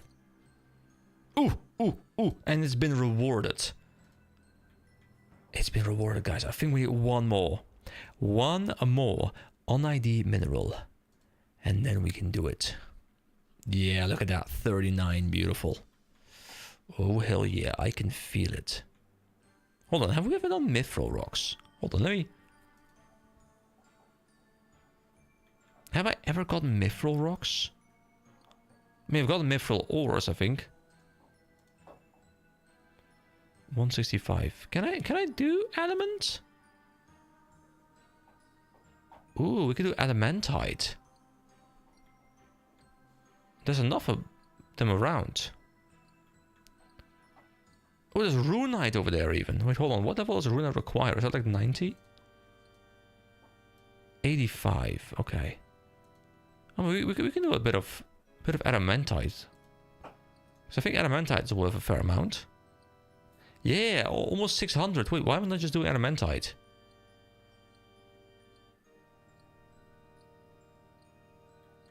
I mean, it's gonna take a lot longer, and it might be... Like, it's less predictable, right? Like, it's less predictable how long it's going to take. But, you know what? We're doing adamantite for a little bit. Maybe the rolls are also higher on adamantite.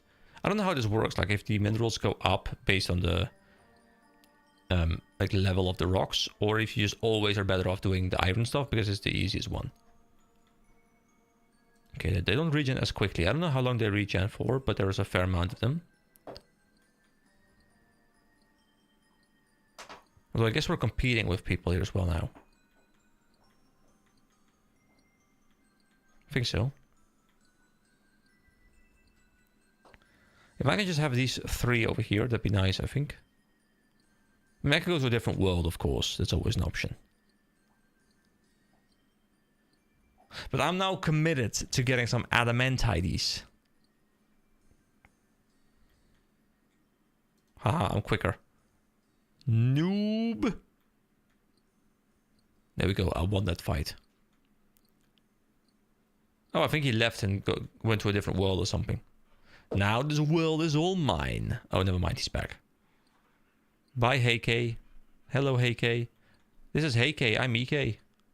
Oh, there's actually a very long respawn rate on these. But I can grab this adamantite over here. It's all mine. Am I being a jerk? Maybe. But this guy is bad. This guy has a dragon pickaxe or whatever. But, you know, he's got nothing on me. Look at me go. Look at me just going.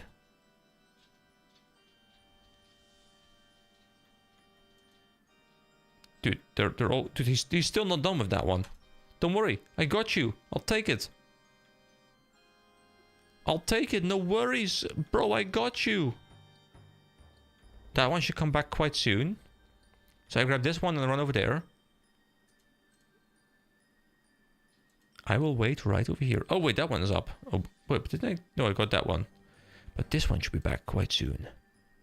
Or is it randomized? Because I think this one was quite quick. And... Oh, no, I guess not randomized. I guess this one just took me a while to grab. Come on.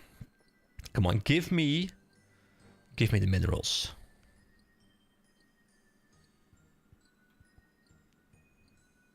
The tension.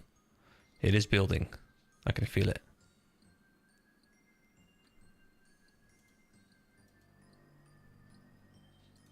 Finally on last break, ready for this week to be over. Oh yeah, I mean, I get that. I totally get that. I'm also ready for this grind to be over and actually get the mining gloves. I know there's also like superior mining gloves, which I guess I'll look into getting at some point as well. But for now, we get the regular ones. Hello.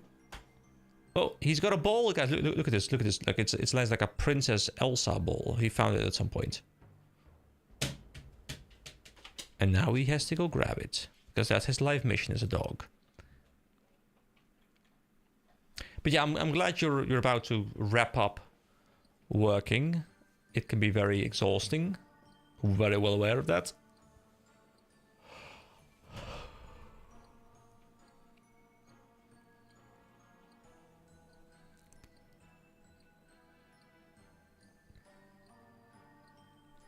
But please, if the RNG gods would give me unID'd stuff. Yeah, this experience rate is just absolutely terrible if you compare it to the rate of iron. You know what, guys? We're going back to iron. Oh, wait, my iron spot's been taken. Never mind, we're not going back to iron. There's also this iron spot, but that is like super far away from the bank, right? Super duper far away. You know what? We are committing to an inventory of adamantite as long as there's adamantite to mine for us to grab. Wait, that doesn't make any sense. My sentence just kind of derailed there for a moment. There's no sentence in Basing say.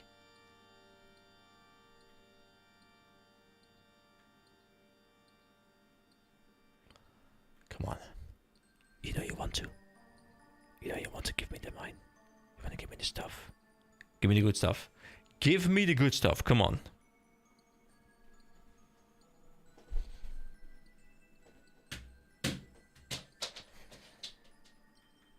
Come on.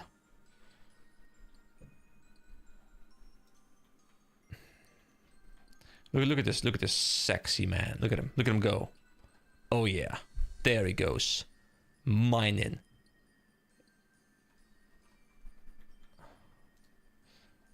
Ah, yeah, grab it, grab it, grab it. Milo. Up. Up. Try to get him to jump on my lap. But he jumpn't.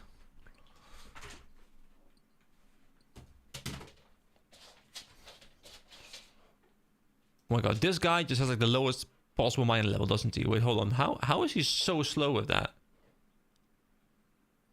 He's level 87 mining with a better pickaxe. How is he so friggin' slow with that? Oh, he's going for that one. Best non-tech manipulation mining experience, my understanding, is drop mining iron, but that's also based on years of knowledge. And you seem to want the ore for selling. Yeah, I mean, definitely want the ore for selling. I need my cash, man. I need my cash.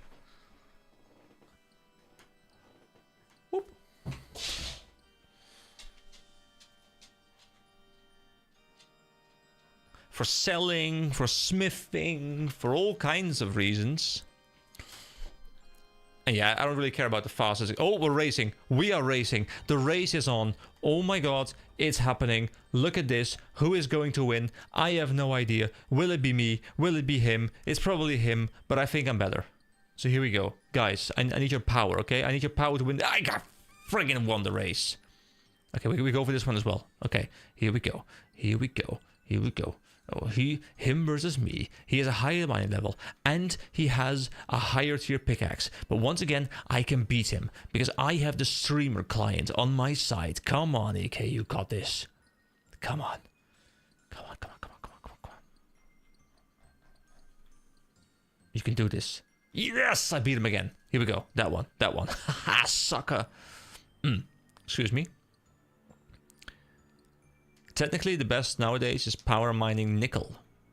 I have never even heard of nickel. I mean, I've heard of nickel in real life, but I've never heard of nickel in game. But money is so easy. Just do insert much later game content here. Yeah. I mean, I'll get it just casually playing. Not too bothered about the most efficient methods yet. I'll probably get to a point where I'll be like, yeah, okay, let me start looking up like actual good money making tools. But you know what? Right now we're mining adamantite ore, and I think that's big money. Like this is 2, 3, 4. This is a fair amount. Not gonna count. I was gonna count, and I was like, no, you know what? I'm not gonna count. So. Is there any adamantite over here? I mean, there's adamantite on the other side, I believe. I don't want to leave this place because this place is beautiful. Okay, well, we'll just do, you know, for efficiency's sake, we'll grab a couple of irons in the meantime. A couple of irons. Here we go. We'll grab a couple of iron, man. Oh. Go over there. Go over there. Nickel is newer ore added with sailing. Oh, and I guess I haven't yet discovered that. I have done some more sailing, by the way. Video on that will be following in 4 days, probably. I still gotta find time to edit tomorrow's video, which I still want to upload tomorrow, but I have yet to find the time to edit the video and make a thumbnail. So I'm hoping I still have energy to do that later tonight, after I wrap up the stream. And then the video after that will be some sailing content, which is also quite fun. I have 3 videos banked now, I think. Yeah, 3 videos banked. 1 for tomorrow, and then 2 more banked that I need to still like work through the content, edit, and do all the fun thumbnail stuff. But I just want my un-ID'd mineral. For which I think I should just be moving on to iron. So after this one, we'll move on to iron. No, I'll fill up the inventory, then we go back to iron. There we go, 2 more. Okay, then we go back to iron. Guys, this is like the whole one more situation. Come on. We got this. One more, okay. This is the rule. This gives me the thing. No, it doesn't. Okay, I hate my life. We go back to iron. I was gonna comment that it seems weird that you have just over 1k subs, but I usually only see about 4 to 7 people in stream. But I guess it makes sense. Yeah, I mean, the really funny thing is, when I did my first RuneScape stream, I think I had like 600 to 700 subscribers, somewhere in that range. And I think I peaked at like 25 viewers. And I was like, what the hell? Where did all these viewers come from?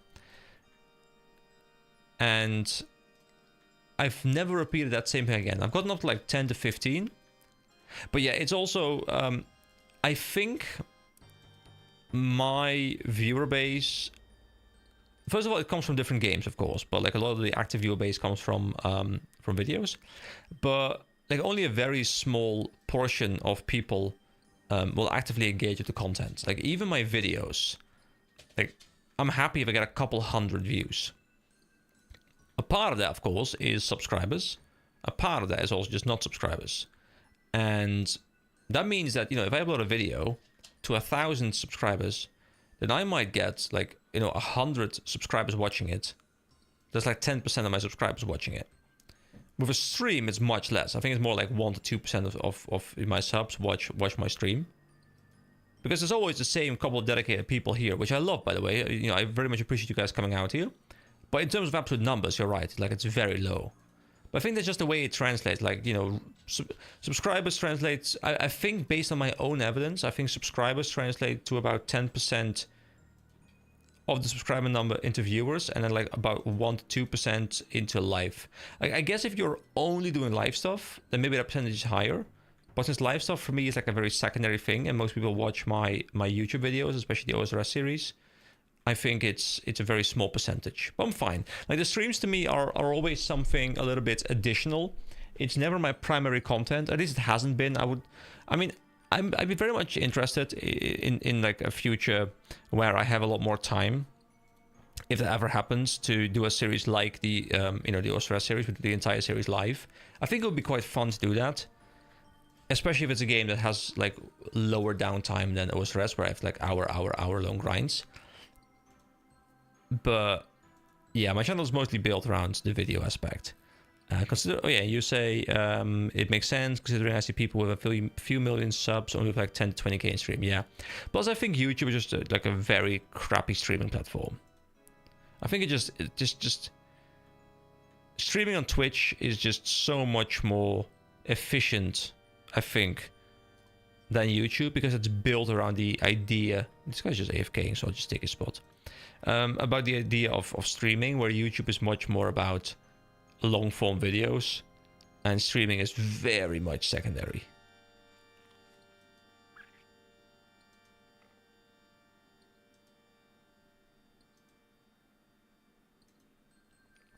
But hey, in all fairness, guys, I would much rather have a dedicated small group of people who watch my stream fairly consistently whenever they have the time than have like 400 people who pop in, don't say a word, and just, add no value to the stream. Not to say that I mind lurkers. Obviously, like, lurkers, definitely watch the stream if you want to.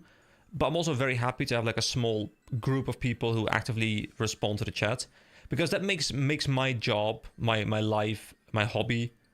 It makes not my job, but like my job as a streamer much more engaging. Like, if I had nobody responding to me, like if I was just talking into the void forever, you could have like a 400 number there, but if nobody's actually engaging with me, then what's the point? Like, in my mind, like, you stream for the engagement, and whether that's to 5 people, to 10 people, or to like 1,000 people, as long as the engagement is there, I'm fine. If you got big enough, would you quit your job to focus on YouTube/Twitch, or do what Mutahar does and keep with your job just in case? I've given this... Wait, well, why am I going here? I've given this some thought. Now, first of all, my assumption is that I'll never get big enough to do that. If I ever get to that point, I'd feel blessed and I'd be really happy. Hold on, sorry, my dog is just like, he really wants my attention, I think. Hold on, let me... He's such a good boy, and he's just like, hello? Please give me some attention. I'll answer the question in just a moment. Let me just...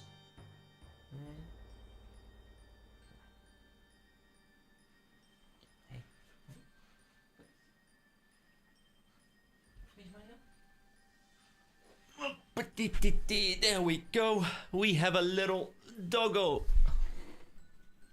He's a little doggo over here.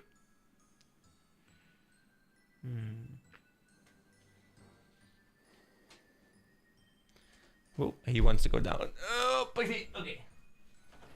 Yeah, okay, he didn't like that. I just picked him up out of nowhere.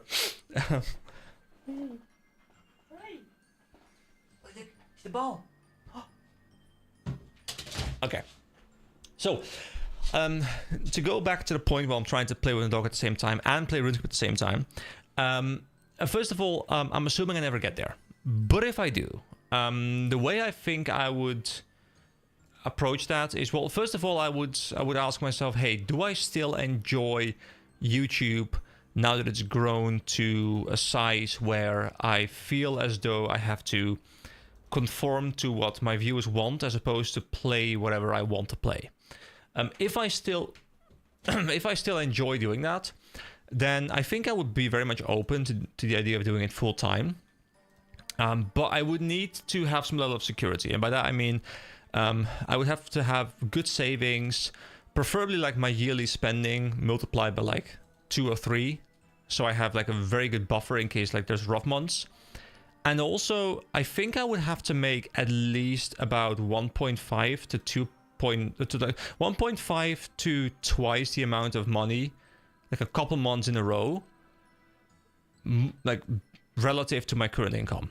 So let's say I random number, let's say I make 3k, I would need to make like a consistent like 6k-ish for a couple months in a row, and then I'd be like, okay, maybe it's consistent enough. And I still want to have like a backup plan. I still want to have money in the bank. I still want to make sure that even if things go to crap, that I have that I can pay the bills. But in a perfect world, if for whatever reason I suddenly make like 10k a month on YouTube, yeah, 100%. As long as I still enjoy doing it, 100% I would love to go full time.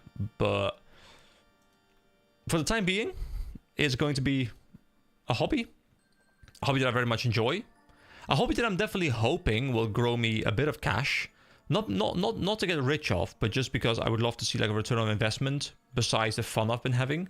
Like if I can make a decent bit of cash on the side, first of all I can reinvest it into the channel, which means that I don't have to pay it out of my own cash, and I can actually pay it out of YouTube cash. It's like YouTube funnels YouTube, and I have more money left over for other stuff.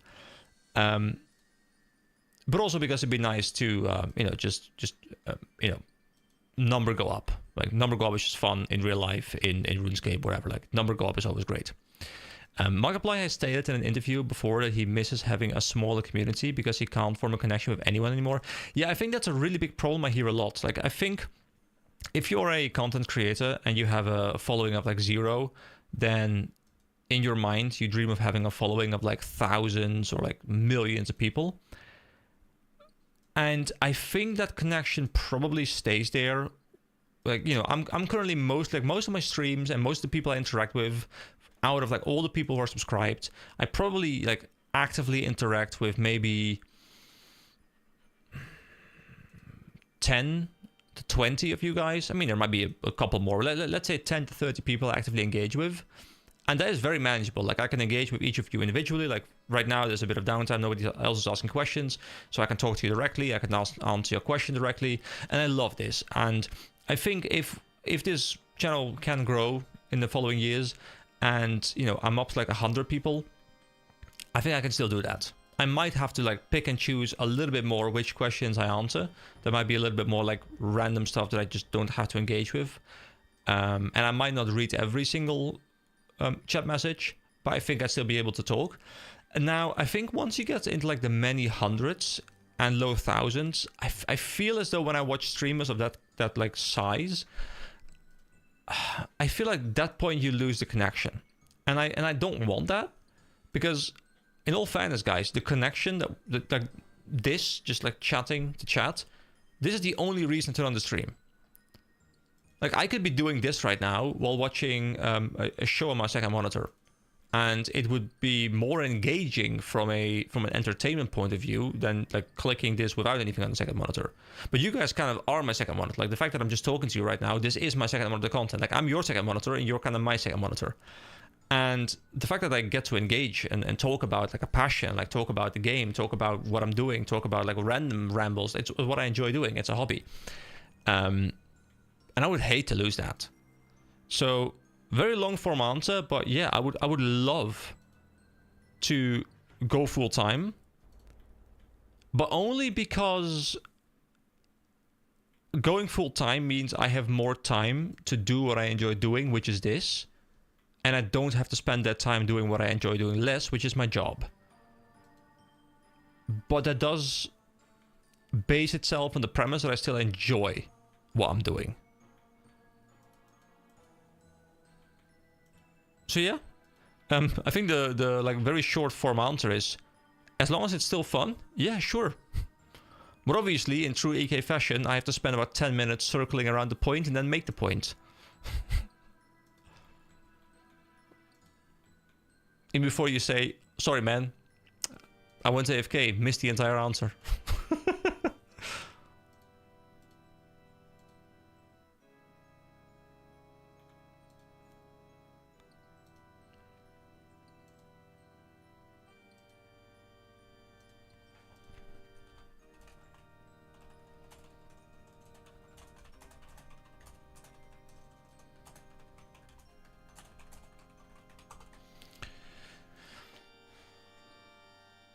I have a situation now where my chair is like a little bit back. There we go, we got the 40th. Oh my god, I'm so happy. So my chair's a little bit back, and my dog decided to like start sleeping in front of my chair. So now I can't roll back anymore. So now I keep having to like be like hunched a little bit towards the keyboard. It's not bad to the point where like, I have to like stretch my arms, but it's definitely not the optimal sitting position. Okay, we get one more. One more. And now we do it, guys. Now we go over to... Is it Bologna?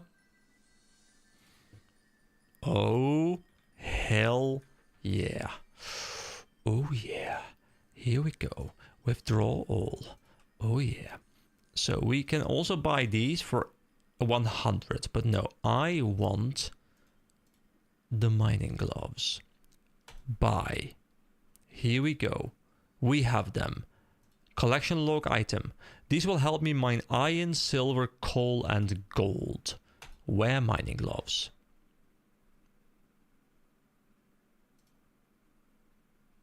Hell yeah. And I can even wear them alongside the prospector thing.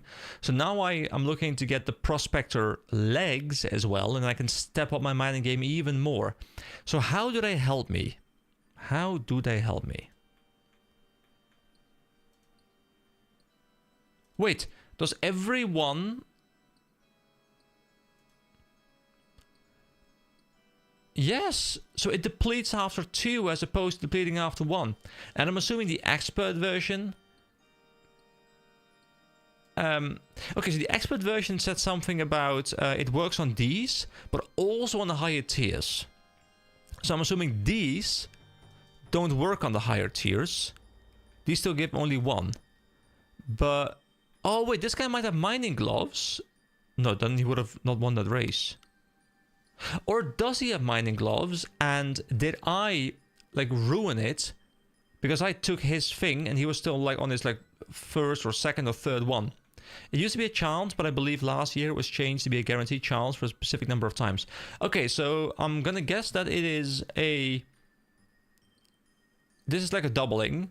And then maybe the superior ones give me 3 or something. Or it's just an increase to allow you to grab the same bonus with other like higher tier or something like that. But yeah, I'm quite happy. This is really nice. Because it makes sure that there's like I'm getting the same result really. There's just slightly less clicking, and I guess with higher respawn nodes, higher respawn ores, you can cover the downtime. Be right back on the clock out. Yeah, okay. I'm gonna wrap up soon as well, by the way. It's don't know how many people are still here, but I'm gonna wrap it up kind of soon. I can notice myself getting a little bit exhausted after about 3.5 hours. Yeah, the experts give you 4 iron ores. Wow. Wait, experts? Hold on. On these superiors? So there's also expert, unless there was a typo. Because this is 2, 3, and there would be a 4 for an expert version. Okay, well I guess we'll find it later on at some point. That's fine. But yeah, lots of progress has been made.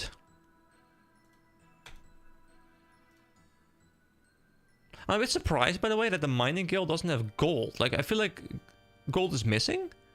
Because there's iron, coal, mithril, elementite...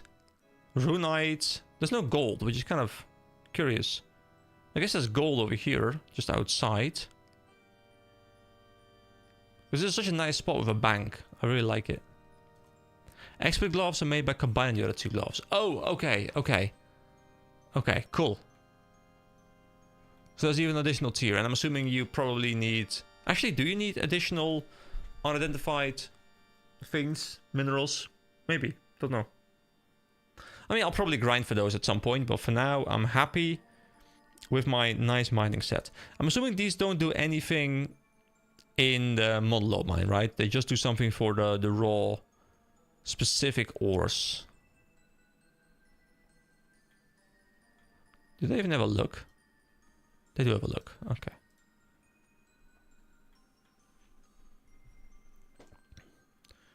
Yeah, so I don't remember how many as I grinded my gloves before they were made cheaper. Oh, they were more expensive before, okay. Raw ores only, okay, yeah, that's what I assumed. I mean, I'll probably spend some more time here. We got a nice, what was it, like 3k iron or something? 3.2k iron. I had like 1,000, so you know what, that's 250k. I can go sell that. I still want to work my way through the golden nuggets as well, and I want to get myself the prospector leg, so I have the entire prospector set done as well. And yeah, now, you know, we're moving up in the world of being a miner. Look at this guy. Look at this guy. God, it's getting a bit dark. My cam is starting to become very, very dark. But that is fine. Anyway, guys, I think that's a very nice time to wrap things up. I really don't want to start another whole thing. I can feel my voice getting a bit tired, and I want to make sure I can still record throughout the next couple of days. So thank you so much for watching, guys. I hope you enjoyed me clicking rocks for like 2.5 hours straight. That was very enjoyable. I was losing my mind a little bit, but you know what? Oh, Mr. Mittens. Hello. I'm sorry, but I'm about to wrap things up here. But if you do want to share a final thought, then you are more than welcome. So just to quickly recap stream for you, so you know you haven't missed anything. It's very simple. Did Temporos, got like 10 Temporos kills, something like that. Went to Mining Guild, mined iron for about 2 hours, got unedited nuggets, and unlocked these beautiful mining gloves. I need some second monitor for 99 herb. Well, in that case, I have the perfect solution for you, okay? Once I wrap this up, the stream will be available as a VOD. And you can just pretend like I'm live. I won't be responding to you, you can pretend I'm responding to you, okay? And I would keep, I would keep going. But, unfortunately, doing that would really ruin my voice for the next couple of days. And that's not a smart idea. So thank you so much for watching, everybody. Hope you enjoyed my mining session. I enjoyed your company. Have a great rest of your day. And I'll see you next time. Goodbye, guys.